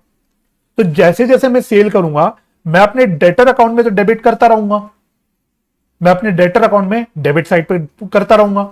तो जब मैं डेटर अकाउंट को डेबिट करता रहूंगा तो मेरे डेबिट जो डेटर अकाउंट के डेबिट में है ये पोस्टिंग आती रहेगी। तो सपोज जो इस पेज का टोटल था 700 रुपए का, ये मेरे डेटर्स के डेबिट साइड पे पोस्टिंग आ रही होगी 700 रुपए की। लेकिन क्योंकि मैंने कैरी फॉरवर्ड नहीं किया अगले पेज पे, इससे मेरा क्या हुआ कि मेरा अल्टीमेटली सेल्स बुक का जो टोटल आएगा जिसको मैं सेल्स अकाउंट में क्रेडिट करूंगा, पोस्ट करूंगा, वो मेरा वहां पे मेरा ये 700 रुपए क्रेडिट पे पोस्ट नहीं होगा। ये मेरे सेल्स अकाउंट में जो पोस्ट होना चाहिए था क्रेडिट साइड पे, ये पोस्ट नहीं होगा। तो अगेन यहां पे डिफरेंस आएगा कि नहीं आएगा, यहां मेरा डेबिट पे तो 700 रुपए आ रहा है लेकिन क्रेडिट में 700 रुपए नहीं आ रहा। तो मेरा डेबिट और क्रेडिट का जो एस्पेक्ट है वो मैच नहीं करेगा, जिसकी वजह से मेरा ट्रायल बैलेंस टैली नहीं करेगा। ठीक है, तो ये कॉन्सेप्ट, राइट। तो ये हो गया मेरा एक और एग्जांपल खत्म। फिर मैंने बोला omission in balancing an account, omission and balancing an account. तो सपोज मैं डेटर अकाउंट बना रहा था, तो मैं मिस्टर एक्स का अकाउंट बना रहा था, तो मैंने उसकी सेल्स वगैरह डाल दी जो भी थी। ठीक है, सपोज सेल्स थी मेरी 1000 रुपए की, इसमें से मेरे को इसने पैसा दिया 200 रुपए का, बस सपोज और कोई ट्रांजैक्शन नहीं हुई। तो अब मेरा यहां बैलेंस आना चाहिए, अब मेरा यहां बैलेंस बचना चाहिए 800 रुपए का। ठीक है, जिसको मैं बोलूंगा बाय बैलेंस सीडी, और ये बैलेंस मेरा अल्टीमेटली ट्रायल बैलेंस में जाएगा, है ना। लेकिन मैंने क्या किया, मैं इसको बैलेंस करना भूल गया, यानी मैंने मिस्टर एक्स का लेजर खुला छोड़ दिया, इसको मैं बैलेंस करना भूल गया। तो जब मैं इसको बैलेंस करना भूल गया तो मेरे ट्रायल बैलेंस में ये आएगा नहीं डेबिट साइड पे। जब मेरे ट्रायल बैलेंस में डेबिट साइड का नहीं आएगा फिगर, लेकिन क्रेडिट एस्पेक्ट तो आ रहा होगा ट्रायल बैलेंस में, क्योंकि मैं सिर्फ मिस्टर एक्स का अकाउंट बैलेंस करना भूला, बाकी जो भी अकाउंट है सेल्स अकाउंट, बैंक अकाउंट, ये तो मैंने बराबर बैलेंस कर दिए। तो मेरा जो डेबिट एस्पेक्ट है वो नहीं आ रहा होगा ट्रायल बैलेंस में 800 रुपए का, क्योंकि मैंने बैलेंस नहीं किया, लेकिन क्रेडिट एस्पेक्ट पूरा 800 रुपए का आ रहा होगा। तो इससे भी क्या होगा, मेरी ट्रायल बैलेंस टैली नहीं करेगी। तो आपको गलतियां तो समझनी है, और साथ साथ ये भी देखना है कि इसका ट्रायल बैलेंस में क्या इफेक्ट होगा। जब तक आप ये नहीं समझोगे आप इस चैप्टर में कभी भी ग्रिप नहीं पा सकते। इसलिए मैं आपको एक एक समझा रहा हूं कि किस गलती का क्या प्रभाव होगा, ये आपको सोचना आना चाहिए, राइट। तो मैं उम्मीद करता हूं ये आप लोग समझ गए होंगे। चलिए आगे बढ़ते हैं हम, अगला एरर पढ़ते हैं हम लोग, एरर ऑफ कमीशन। आ जाओ। तो नेक्स्ट हो गया मेरा थर्ड टाइप ऑफ एरर जो हम डिस्कस कर रहे थे, error of commission.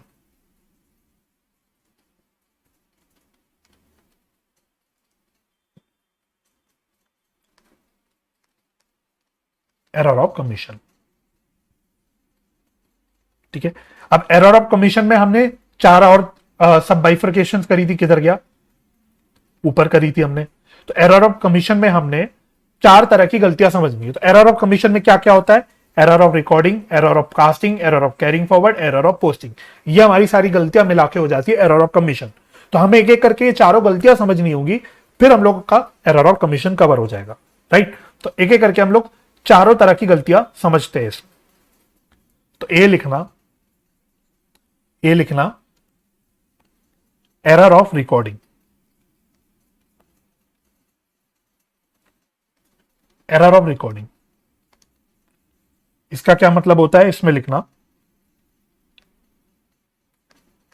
It arises when a transaction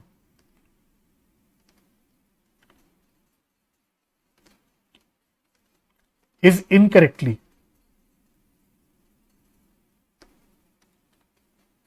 recorded in the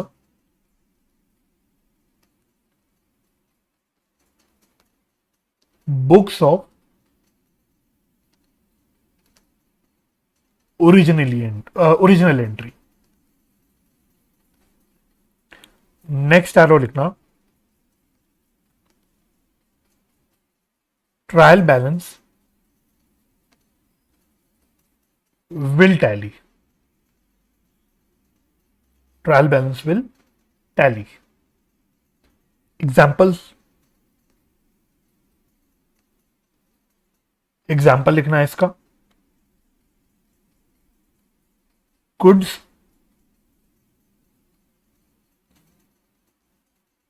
purchased on credit for ₹50,000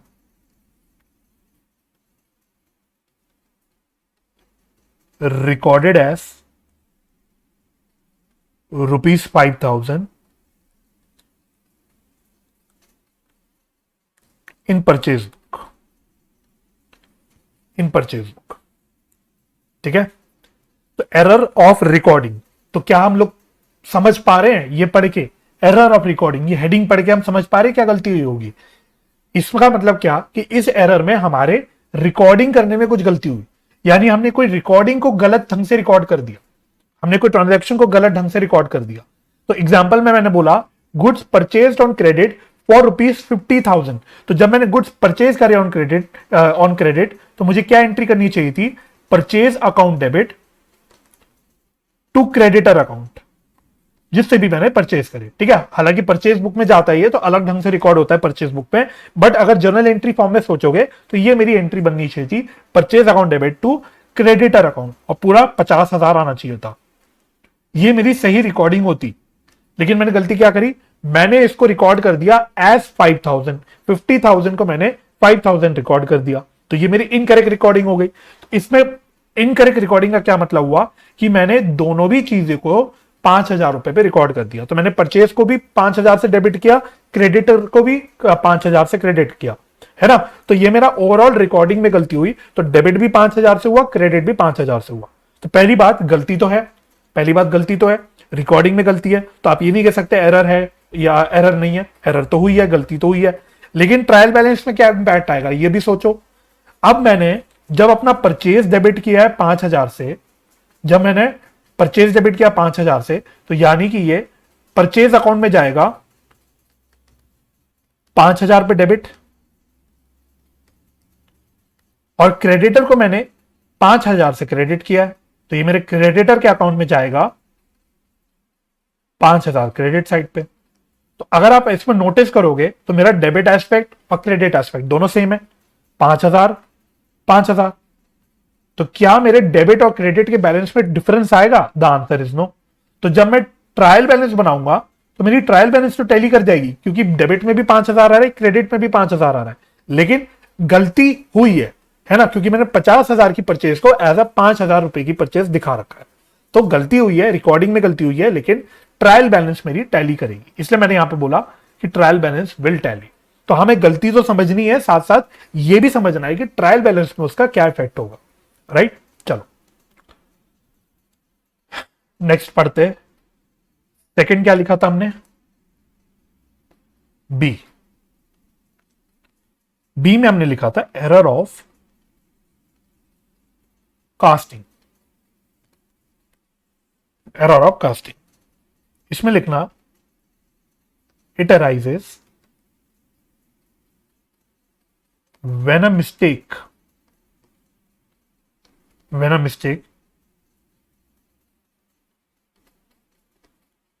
is committed in totally, आगे लिखना next arrow, trial balance will not tally,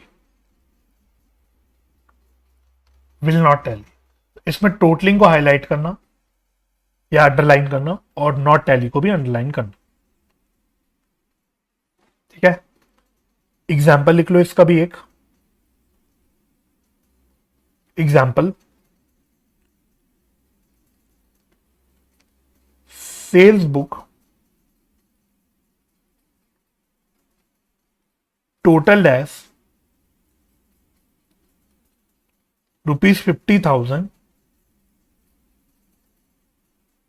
instead of ₹5,000। ठीक है, तो देखो जब कास्टिंग वर्ड हम बोलते हैं, जब हम कास्टिंग वर्ड बोलते हैं तो कास्टिंग का मतलब होता है टोटलिंग। कास्टिंग का मतलब होता है टोटलिंग, यानी कोई टोटल करने में, सम में, जोड़ने में हम गलती कर रहे हैं, है ना। 2+2 होता है 4, लेकिन मैंने इसको जोड़ के कर दिया 5, 2। ये मेरी एरर ऑफ कास्टिंग है। ठीक है, अब एग्जाम्पल क्या बोला मैंने, sales book total dash 50,000 instead of 5,000। तो मैं अपनी सेल्स बुक बना रहा था, तो मैंने उसमें अपनी सारी सेल्स रिकॉर्ड करी जितनी भी थी, 1 2 3 4 5 6। इसका टोटल आ रहा था 50,000 रुपए, सॉरी इसका टोटल आ रहा था 5,000, इसका टोटल आ रहा था 5,000। लेकिन मैंने गलती से क्या करा, एक जीरो एक्स्ट्रा जोड़ दिया, एक जीरो एक्स्ट्रा जोड़ दिया। अब इससे इंपैक्ट क्या आएगा, इंपैक्ट को भी समझो, गलती भी समझो और इसका इंपैक्ट भी समझो। मैंने आपको बोला जो भी सेल्स बुक होती है, परचेज बुक होती है, इसका हम टोटल करके इसको फिर एक साथ अपनी सेल्स अकाउंट में पोस्ट करते हैं। तो मैंने जब 5,000 के टोटल को 50,000 लिख दिया, तो मैंने अपने सेल्स अकाउंट में कितने रुपए से क्रेडिट साइड पोस्ट किया होगा, ऑफकोर्स 50,000 से किया होगा, क्योंकि मैंने अपना टोटल ही लाके पोस्ट किया।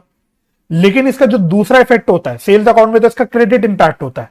डेबिट इंपैक्ट क्या होता है, डेटर्स अकाउंट में, है ना। सेल्स बुक में हम सारी क्रेडिट सेल्स रिकॉर्ड करते हैं, जो डेटर्स अकाउंट में इंपैक्ट होता है दूसरा।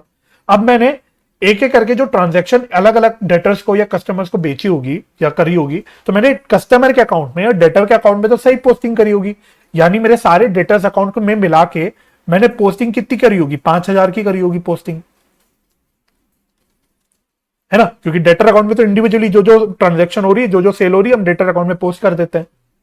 तो डेबिट साइड पे मेरी पोस्टिंग आ रही है 5,000 की, लेकिन क्रेडिट साइड पे मेरी पोस्टिंग आ रही है 50,000 की। तो क्या डेबिट और क्रेडिट जो इंपैक्ट है या इफेक्ट है, ये मिसमैच नहीं हो गया, हो गया। डेबिट आ रहा है 5,000, क्रेडिट आ रहा है 50,000 सेम ट्रांजेक्शन का। तो जब मेरा डेबिट और क्रेडिट यहाँ पे मिसमैच हो गया, तो अल्टीमेटली जो ये मेरे बैलेंसेस ट्रायल बैलेंस में जाएंगे, तो ट्रायल बैलेंस में भी मेरा मिसमैच हो जाएगा, तो मेरी ट्रायल बैलेंस भी टैली नहीं करेगी। तो इसलिए हमने बोला इस गलती में कि trial balance will not tally, it will not tally. ठीक है, ये भी हो गया। सी लिखना,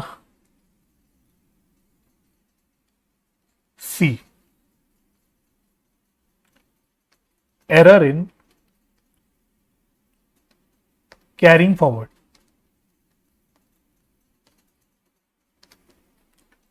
error in carrying forward. It arises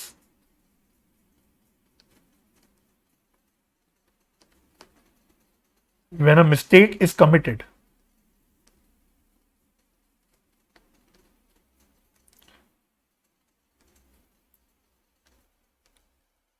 carrying forward,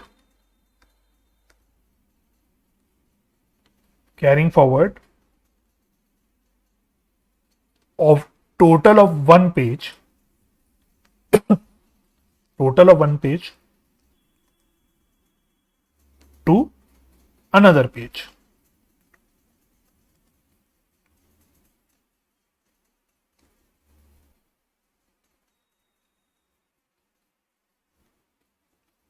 ठीक है, इसमें भी लिखना trial balance will not tally, trial balance will not tally।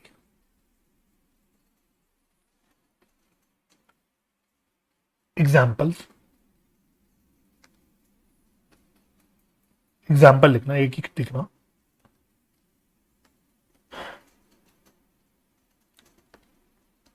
Total of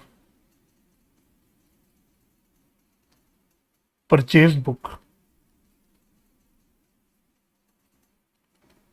carried forward as rupees 100 instead of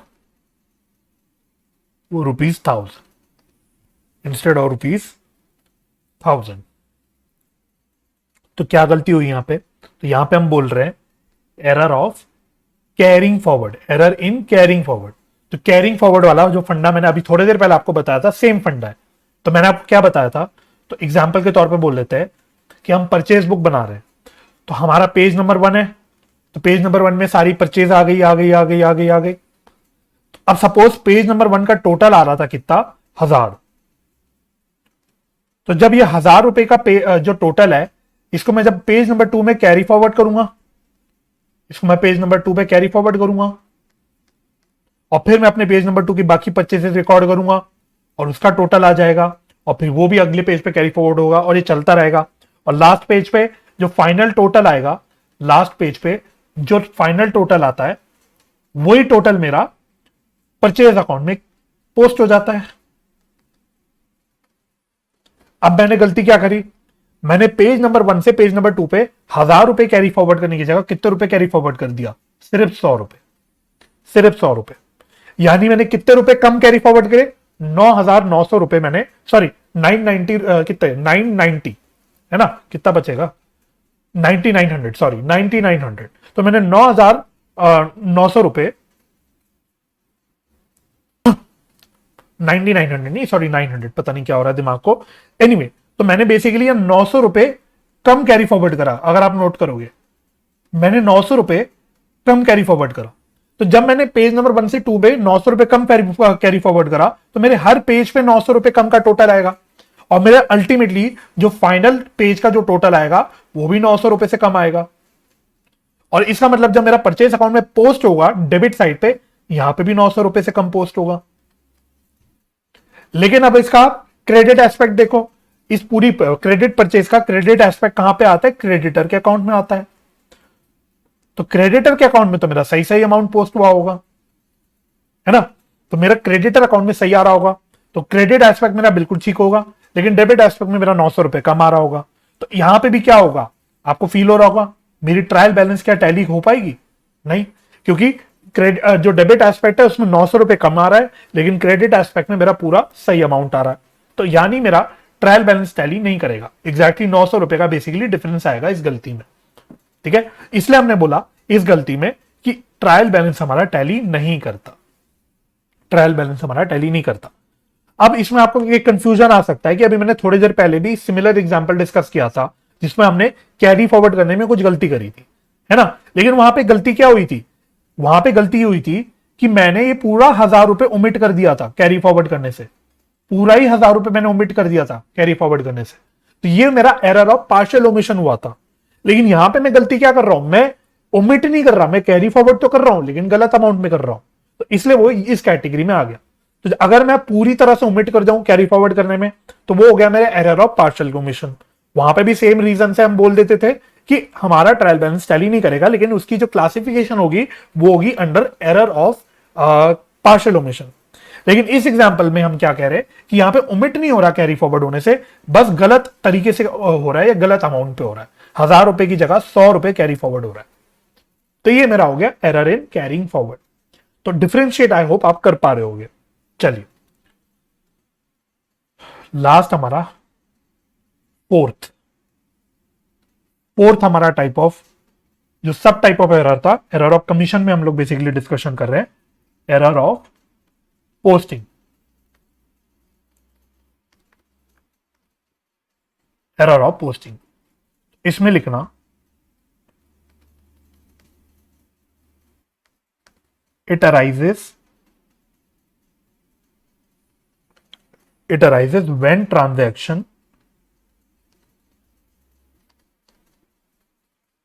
it arises when transaction recorded in the books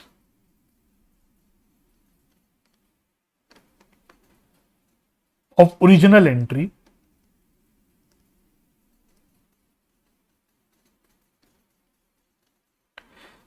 is incorrectly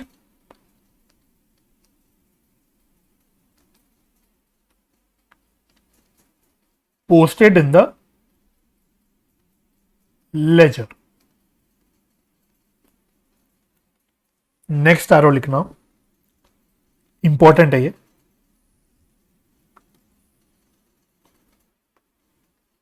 लिखना है इसमें आप लोग trial balance will tally only if the transaction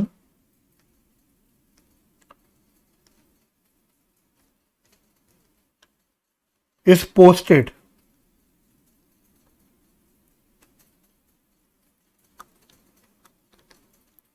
in the wrong account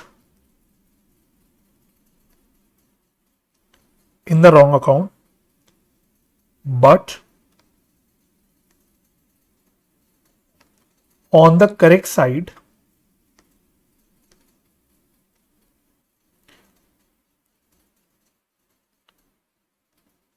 and at the correct amount.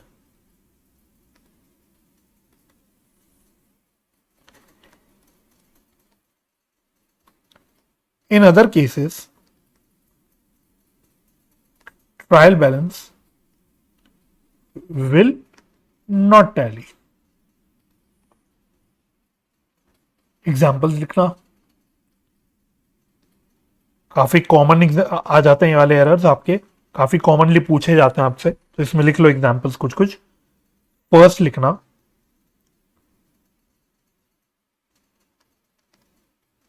Posting of या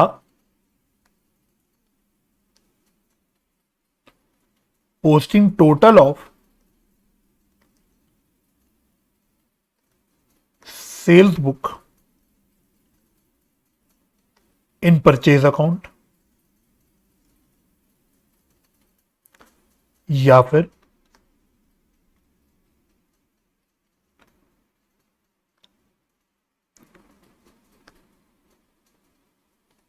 posting total of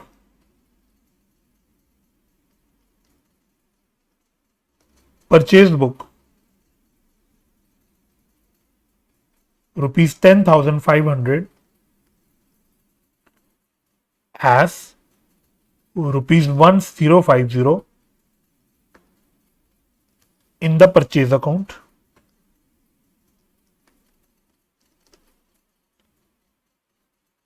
Third,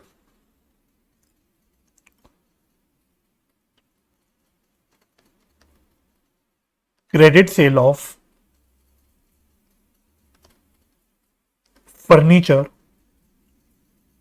to Mr. X for rupees 1800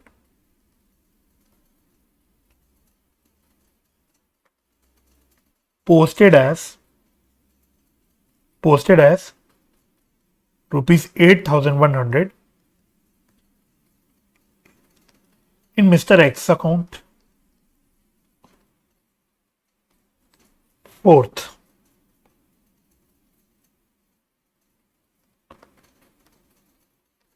credit sale of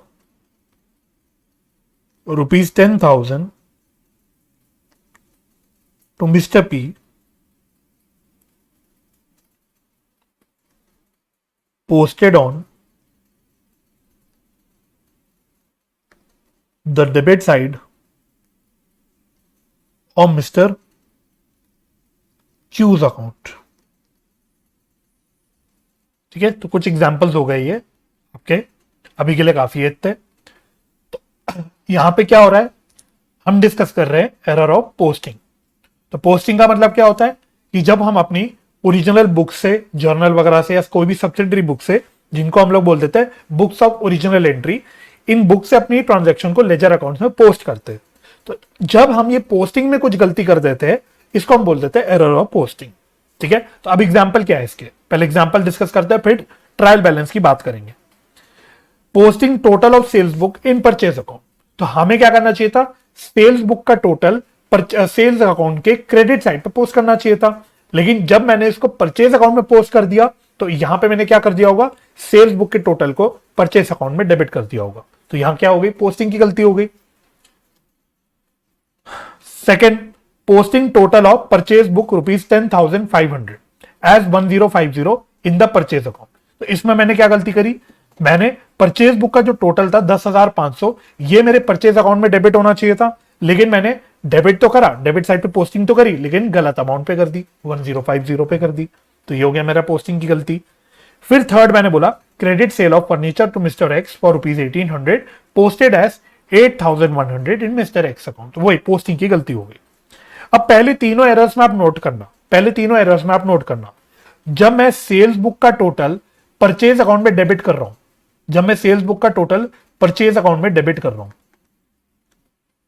ठीक है, तो क्या मेरा trial balance tally होगा, the answer is no. क्योंकि जब मैंने सेल्स करी, तो सेल्स में मैंने डेटर को तो डेबिट कर रखा होगा, तो जो भी टोटल है वो मैंने डेटर में तो डेबिट कर रखा होगा। अब कोरेस्पॉन्डिंगली मेरे सेल्स अकाउंट में क्रेडिट पे आना चाहिए था, लेकिन मैंने इसका कोरेस्पॉन्डिंग इफेक्ट भी डेबिट इफेक्ट ले लिया, तो मेरा डेटर भी डेबिट हो रखा है, परचेज भी डेबिट हो रखा है। तो दोनों भी मेरा एस्पेक्ट डेबिट साइड ही आ रहा है, क्रेडिट साइड पे कुछ आ ही नहीं रहा, क्योंकि मैंने सब कुछ डेबिट साइड पे पोस्ट कर दिया। तो इसका मतलब क्या हुआ कि मेरा डेबिट साइड ज्यादा आएगा क्रेडिट साइड से। अल्टीमेटली दैट मींस हमारा ट्रायल बैलेंस टैली नहीं होगा। ठीक है, सेकेंड एरर में भी देखना, posting total of purchase book 10,500 as 1050 in the purchase account.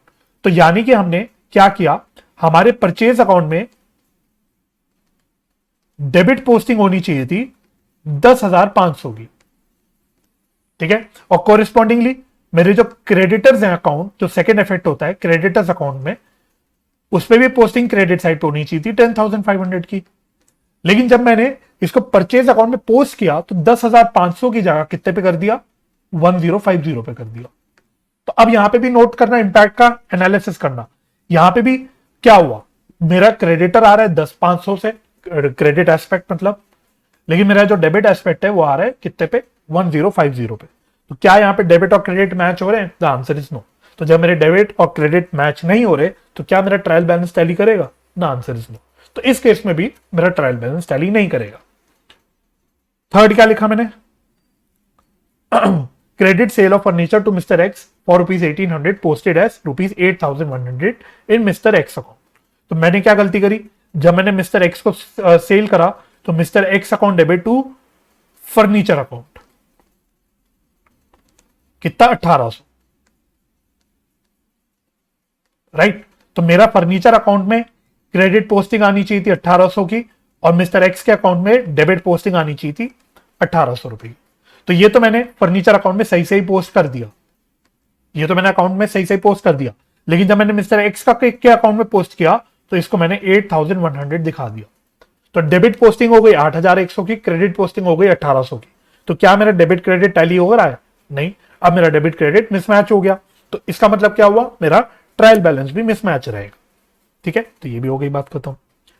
अब फोर्थ वाला एग्जांपल पढ़ना, और फोर्थ वाले एग्जांपल पे स्टार मार्क करना। Credit sale of ₹10,000 to mister P posted on the debit side of mister Q. तो अब मैंने यहां गलती क्या करी, मुझे करना क्या चाहिए था, मैंने करा यही होगा, मैंने mister P account debit to sales. तो मैंने रिकॉर्डिंग सही कर रखी है 10,000 की।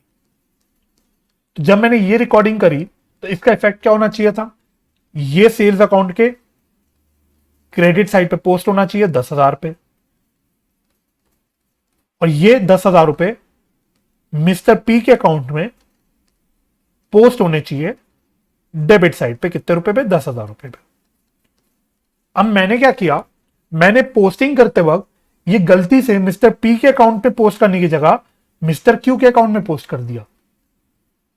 तो आना चाहिए था मिस्टर पी के अकाउंट में, लेकिन आ गया मिस्टर क्यू के अकाउंट में। लेकिन आया सही साइड पे, डेबिट साइड पे आया, और अमाउंट भी सही आया 10,000। तो अब ये देख के बताओ, क्या मेरे डेबिट एस्पेक्ट और क्रेडिट साइड एस्पेक्ट में कोई मिसमैच है? गलती हुई है, गलती तो हुई है, लेकिन क्या कोई डेबिट एस्पेक्ट और क्रेडिट एस्पेक्ट में मिसमैच है? नहीं, मिसमैच तो नहीं है। डेबिट भी 10,000 हो रहा है, क्रेडिट भी 10,000 हो रहा है, तो क्या मेरे ट्रायल बैलेंस मिसमैच करेगा? नहीं, ट्रायल बैलेंस मेरा टैली कर जाएगा। तो पोस्टिंग की गलती हुई है। पोस्टिंग की गलती क्यों हुई है? क्योंकि मैंने मिस्टर पी के अकाउंट में पोस्ट करने की जगह मिस्टर क्यू के अकाउंट में पोस्ट किया है, तो पोस्टिंग में तो एरर हुई है। लेकिन इस एरर में क्या मेरा ट्रायल बैलेंस मिसमैच हो रहा है? नहीं, ट्रायल बैलेंस मेरा टैली हो रहा है। तो क्या क्रक्स निकल के आ गया? एक बार पढ़ना, मैंने ऊपर क्या लिखा था, trial balance will tally only if transaction is posted in the wrong account. यानी मिस्टर पी के अकाउंट की जगह मैंने मिस्टर क्यू के अकाउंट में पोस्ट कर दिया, गलत अकाउंट में पोस्ट कर दिया। But on the correct side, posting मैंने करी मिस्टर क्यू की डेबिट साइड पे ही, and at the correct amount. मैंने क्यू के अकाउंट में डेबिट साइड पे पोस्टिंग करी, वो भी सही अमाउंट पे 10,000 पे। ठीक है, तो सही साइड पे पोस्ट किया, सही अमाउंट पे पोस्ट किया, लेकिन गलत अकाउंट में पोस्ट कर दिया। तो पोस्टिंग एरर तो हुई, लेकिन ट्रायल बैलेंस मेरा तब भी टैली करेगा। तो मैंने इसलिए बोला कि हमारे इस तरह की गलती में ट्रायल बैलेंस कब टैली करता है? जब पोस्टिंग हो रॉन्ग अकाउंट में, लेकिन on the correct side and at correct amount. तो इस केस में मेरा जो ट्रायल बैलेंस है वो टैली करेगा। ठीक है, तो ये आपको याद रखना है, इसमें ये आपको याद रखना है, और इसको आप लोग अपने एग्जाम्पल नंबर 4 से लिंक कर लेना। ठीक है जी, ठीक है। तो यहां पे चाहे तो लिख लो, इसी में कंटिन्यूशन में लिख लो, here trial balance will tally. Example 4 में आप लिख लेना ट्रायल बैलेंस टैली करेगी, और बाकी 3 एग्जाम्पल में भी लिख लेना कि इन एग्जाम्पल्स में ट्रायल बैलेंस मेरी टैली नहीं करेगी। राइट, चलो, तो ये बात खत्म। तो इसी के साथ मेरा एरर ऑफ कमीशन तो खत्म हो गया। ठीक है, तो 3 एरर्स हमने कवर कर लिए, error of principle, error of omission, error of commission. अब फटाफट से हम लोग अपना लास्ट 4th वाला एरर भी कवर कर लेते हैं, जिसको हमने क्या बोल दिया, कंपनसेटिंग एरर्स। तो लिखो 4th, compensating errors.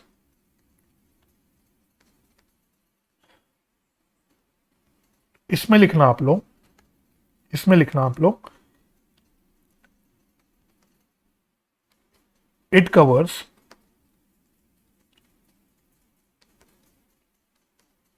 those errors in which effect of one error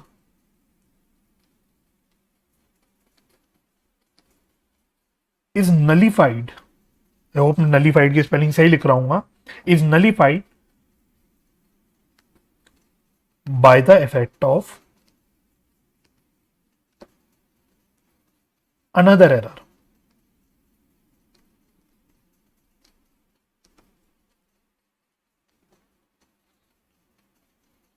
second में लिखना, मतलब सेकेंड एरो डाल के लिखना, trial balance will tally, trial balance tally होगी। एग्जाम्पल्स लिख लो कुछ, एग्जाम्पल्स,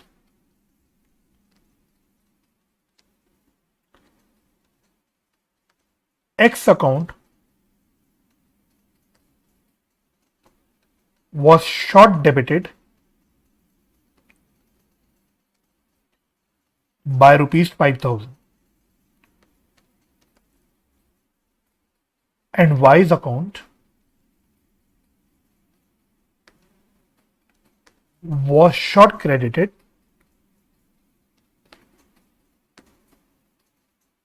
by rupees 5,000। सेकेंड लिखना,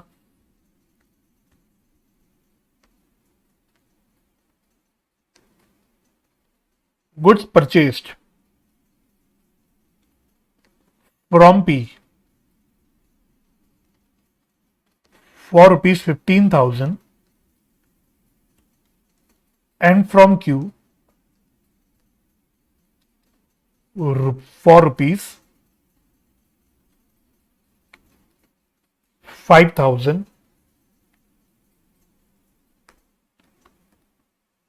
recorded correctly in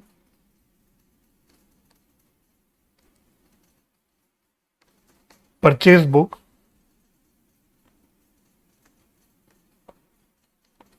but posted as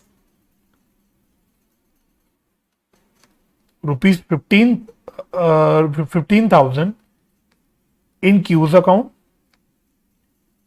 and rupees 5,000 in P's account. Third लिखना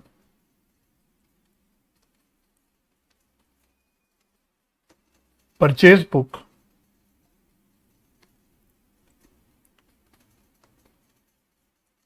was undercast by rupees 1,000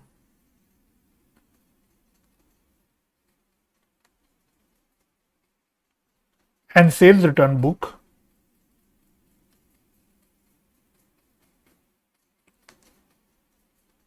was overcast by rupees 1,000 etc etc। ठीक है जी।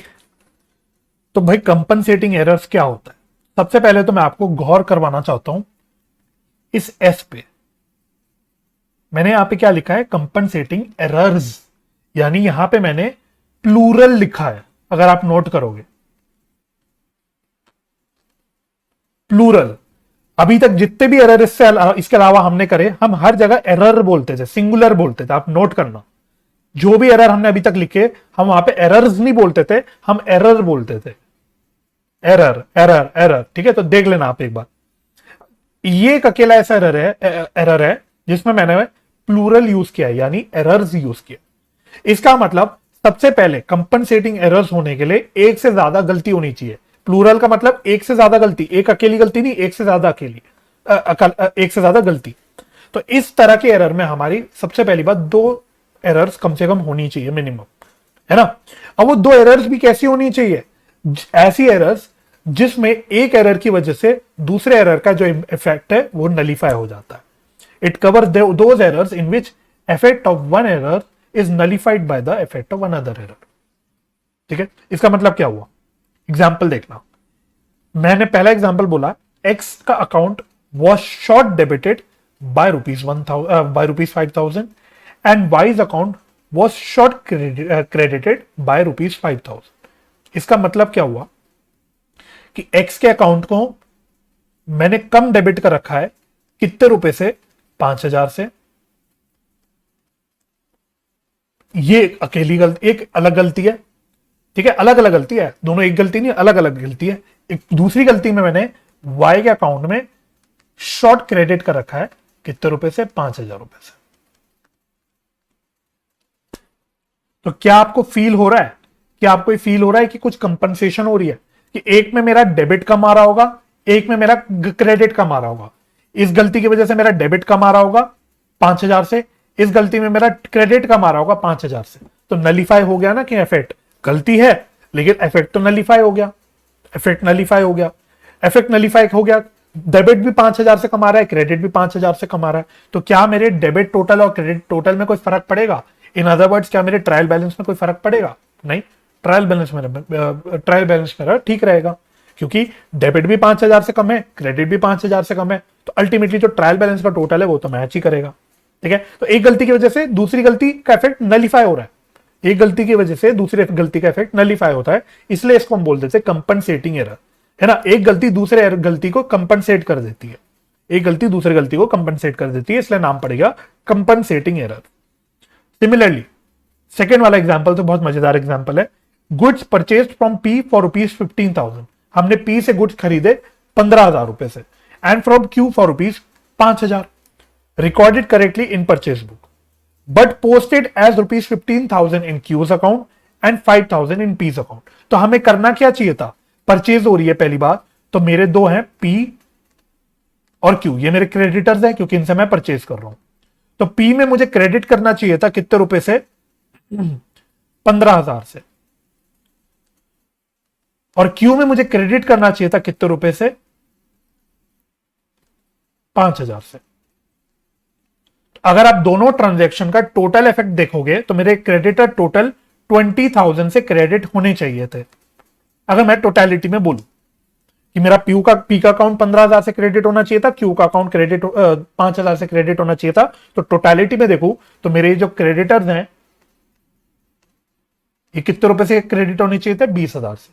अब मैंने गलती क्या की, मैंने ट्रांजैक्शन रिकॉर्ड ठीक ठीक किया, मैंने बस गलती क्या कर दी, मैंने पी के अकाउंट में 15,000 क्रेडिट करने की जगह 5,000 क्रेडिट कर दिया और क्यू के अकाउंट में 5,000 क्रेडिट करने की जगह 15,000 क्रेडिट कर दिया। लेकिन अभी भी आप टोटलिटी में देखो तो टोटलिटी में मेरे क्रेडिटर्स अभी भी 20,000 से क्रेडिट हो रहे हैं। तो यानी कि दो गलती हुई, पी के अकाउंट में भी पोस्टिंग की गलती हो गई, क्यू के अकाउंट में भी पोस्टिंग की गलती हो गई। लेकिन गलती ऐसी हुई कि टोटलिटी में मेरा इफेक्ट नलीफाई हो गया, टोटलिटी में इफेक्ट नलीफाई हो गया। तो जो टोटलिटी में इफेक्ट होना चाहिए था वही हो रहा है। तो जब टोटलिटी में इफेक्ट वही आ रहा है, 20,000 का क्रेडिट ही आ रहा है, तो क्या ट्रायल बैलेंस में कोई फर्क पड़ेगा? यहां पे भी मेरा 20,000 से क्रेडिट इफेक्ट आता, यहां पे भी मेरा 20,000 से क्रेडिट इफेक्ट आ रहा है, तो क्या ट्रायल बैलेंस में कोई फर्क पड़ेगा? नहीं, ट्रायल बैलेंस मेरी टैली करेगी। लेकिन अल्टीमेटली जो मेरी गलती हुई है वो तो गलती हुई है, पी के अकाउंट में और क्यू के अकाउंट में वो गलती हुई है, लेकिन ट्रायल बैलेंस में कोई भी इफेक्ट नहीं होगा। इसलिए एक गलती ने अगेन दूसरी गलती का इफेक्ट जो है नलिफाई कर दिया।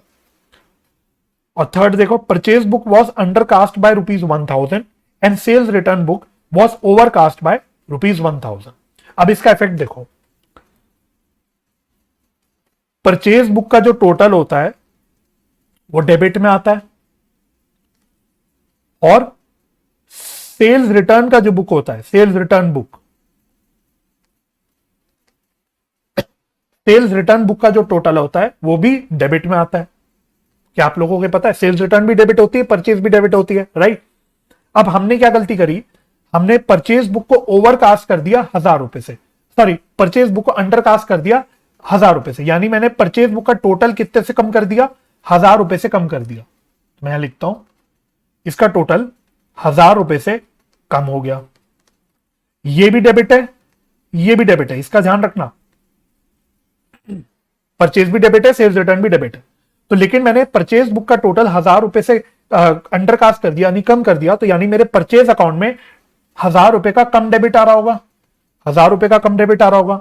और मैंने सेल्स रिटर्न में क्या करा, ओवरकास्ट कर दिया 1,000 रुपए से, 1,000 रुपए से मैंने ओवरकास्ट कर दिया। तो इसमें मेरा इफेक्ट क्या आ रहा होगा, मेरा डेबिट साइड का टोटल इफेक्ट ज्यादा आ रहा होगा। एक में मेरा डेबिट कम आ रहा है 1,000 रुपए से, एक में मेरा डेबिट ज्यादा आ रहा है 1,000 रुपए से। तो क्या ये इफेक्ट नलीफाई नहीं हो गया? है ना, मेरी शब्दों पे गौर करना। एक में मेरा 1,000 रुपए से डेबिट कम आ रहा है, दूसरे में मेरा 1,000 रुपए से डेबिट ज्यादा आ रहा है। तो एक में 1,000 से कम, एक में 1,000 से कम ज्यादा, तो डेबिट डेबिट मेरा क्या हो गया, नलीफाई हो गया। तो ये भी क्या हुई, दो गलतियां हुई, लेकिन दोनों गलतियों ने आपस को एक दूसरे को नलीफाई कर दिया अल्टीमेटली। क्योंकि इस गलती में हम बोल ही रहे हैं कि गलती, एक गलती दूसरी गलती को नलीफाई कर रही है, तो यहां पे हमेशा ट्रायल बैलेंस तो टैली करेगी, ट्रायल बैलेंस में कभी भी मिसमैच नहीं आएगा। ठीक है, क्योंकि इस गलतियां हुई ऐसी रही है, दो गलतियां जो एक दूसरे के इफेक्ट को नलीफाई कर रही है। मतलब क्या हुआ कि ट्रायल बैलेंस में कोई भी इफेक्ट नहीं आएगा, ट्रायल बैलेंस में इफेक्ट सेम रहेगा। ठीक है जी, तो बस ये है आपकी कंपनसेटिंग एरर्स, राइट? तो फटाफट से एक बार रिकॉल करना, हमने क्या क्या एरर्स पढ़े। सबसे पहले हमने प्रिंसिपल एरर्स पढ़े, एरर ऑफ प्रिंसिपल्स।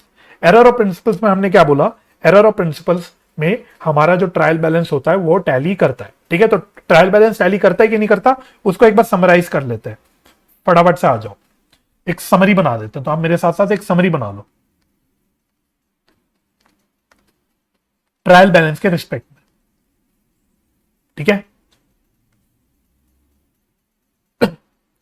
तो अगर मैं पहले एरर की बात करूं जिसमें हमने बात किसकी करी थी, एरर ऑफ प्रिंसिपल।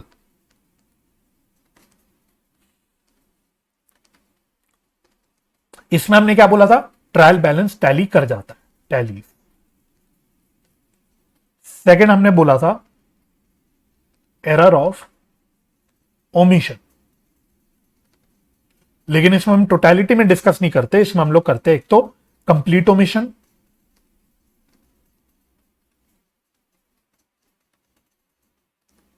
यह एक एम ज्यादा हो गया, और पार्शियल ओमिशन।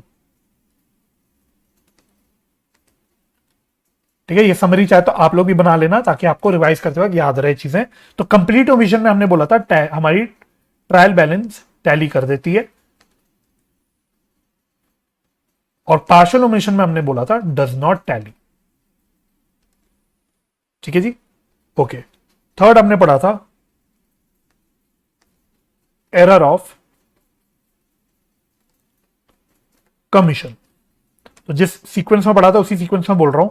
सबसे पहले हमने पढ़ा था एरर ऑफ रिकॉर्डिंग। तो एरर ऑफ रिकॉर्डिंग में क्या बोला था हमने, trial balance tallies.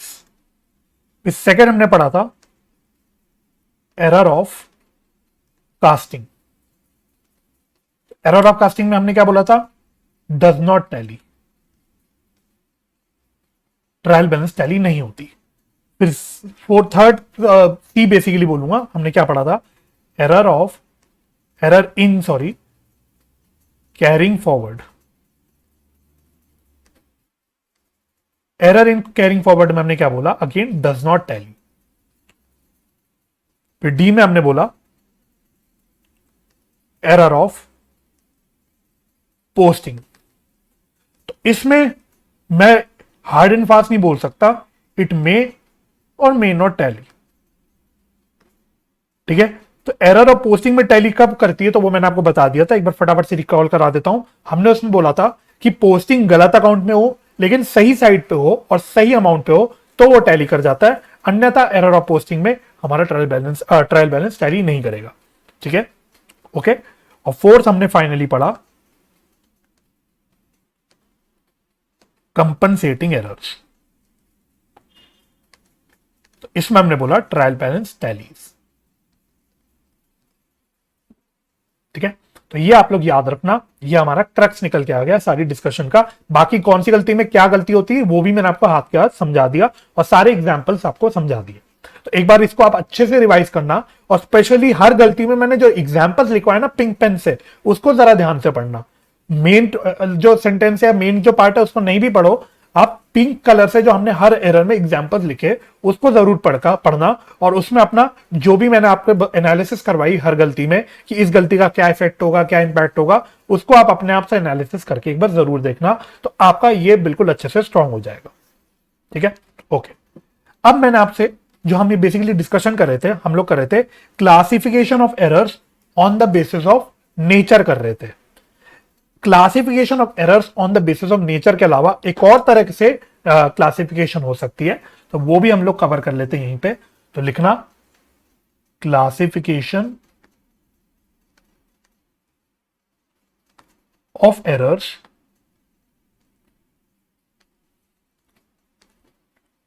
On the basis of effect on trial balance, on the basis of effect on trial balance। ठीक है, इसमें आप लोग करना दो बाइफर्केशन, इसमें आप लोग करना दो बाइफर्केशन।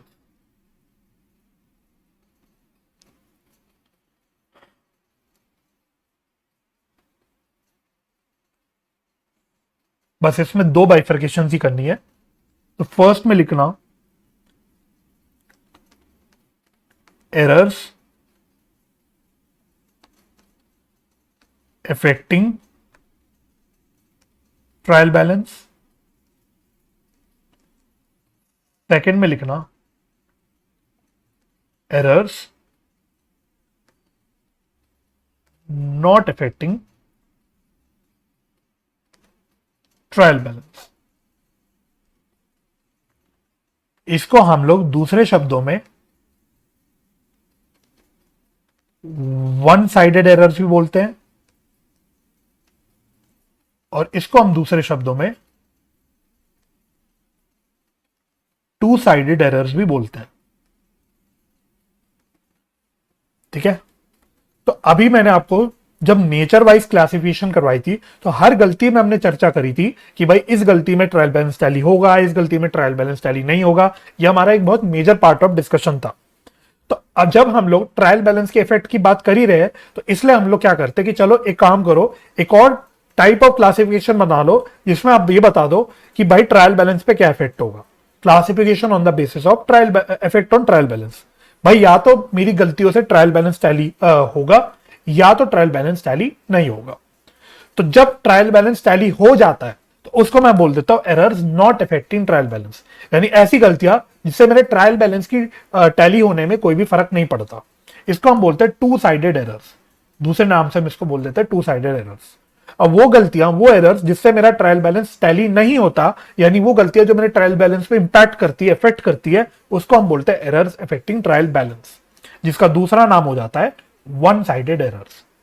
राइट, तो आप लोग लिख लो इसमें, तो ये चीज को आप लिख लो। तो पहले एरर्स अफेक्टिंग ट्रायल बैलेंस में लिखना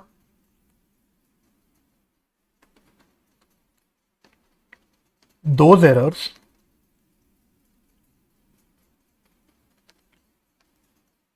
which affects only one account, only one account, as a result of which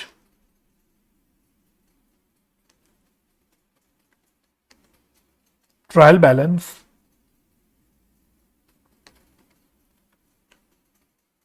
does not tally। ठीक है, तो इसमें आपने जो भी गलतियां लिखी, जो भी गलतियां लिखी आपने जिसमें हम बोल रहे थे कि ट्रायल बैलेंस टैली नहीं होगा, वो सारी आपकी यहां पे एग्जांपल्स बन जाएंगे। जैसे पार्शियल ओमिशन हो गया, या फिर एरर इन कास्टिंग हो गया, या फिर एरर इन कैरिंग फॉरवर्ड हो गया,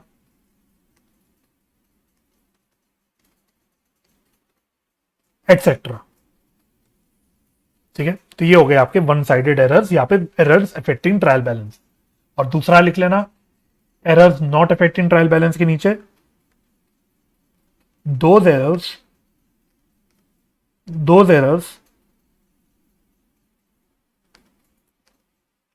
which do not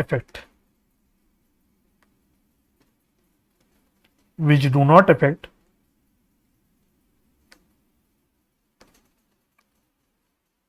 the agreement of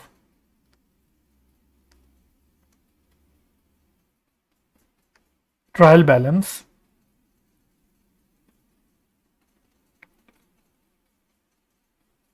and hence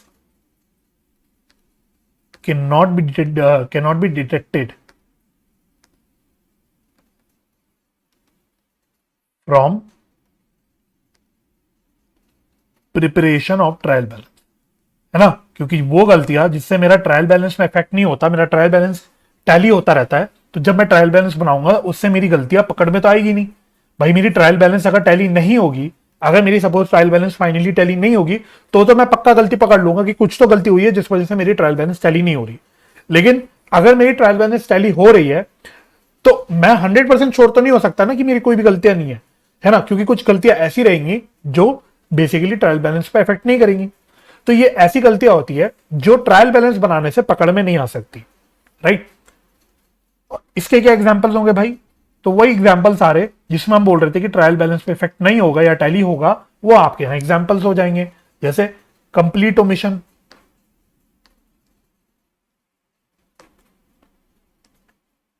या फिर क्या था, एरर इन रिकॉर्डिंग, या फिर कंपनसेटिंग एरर्स।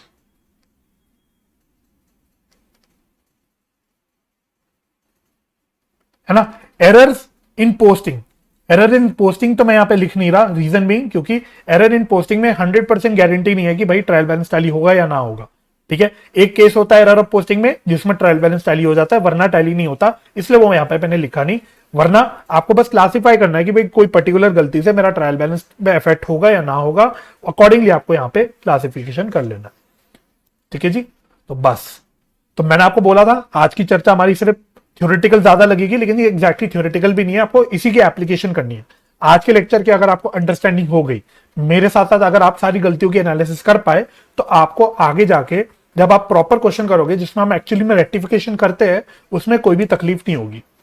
इसलिए ये लेक्चर बहुत इंपॉर्टेंट था फॉर योर कॉन्सेप्चुअल अंडरस्टैंडिंग। इस पूरे चैप्टर का बेस यही बनता है, राइट। तो आज के लेक्चर में हमारा सिर्फ फोकस किस पे रहा? एरर्स की क्लासिफिकेशन पे। हमने तरह तरह के एरर्स पढ़े और हमने समझा कि भाई गलतियों से जो अगर एरर्स होते हैं उससे या तो हमारा ट्रायल बैलेंस टैली नहीं होता या टैली हो जाता है। हमने ये बेसिकली यहाँ पे चर्चा करी, ठीक है जी। बाकी हम लोग डिस्कशन करेंगे नेक्स्ट लेक्चर में, तो हम प्रैक्टिकल एस्पेक्ट्स पे धीरे धीरे नेक्स्ट लेक्चर में आ जाएंगे। तब तक के लिए आज आपको खाली इसको रिवाइज करना है, आपके दिमाग में अच्छे से सारी गलतियां फिट हो जानी चाहिए, और आपको जब भी कोई गलती पढ़ने में आए, जब भी आप कोई गलती पढ़ो, तो you should be able to analyse and identify what will be the final impact of that particular error. ये आपको आइडेंटिफाई करने आना चाहिए, राइट। तो बस यही आज करना था मेरे को आपके साथ। तो मैं उम्मीद करता हूं आज की सारी चर्चा आपको समझ आ गई होगी और आपने मेरे साथ साथ सारी चीजें नोटिंग भी करी होगी। तो अगर ये लेक्चर आपको हेल्पफुल लगा है तो प्लीज इसको लाइक और शेयर जरूर कीजिएगा, और चैनल को सब्सक्राइब कर दीजिएगा अगर अभी तक आपने नहीं किया है तो। फ्यूचर लेक्चर्स की नोटिफिकेशन के लिए बेल आइकन भी प्रेस कर दीजिएगा।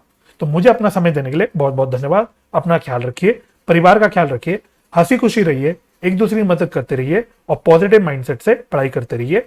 मैं आपसे मिलूंगा नेक्स्ट लेक्चर में, तब तक के लिए bye bye and take care.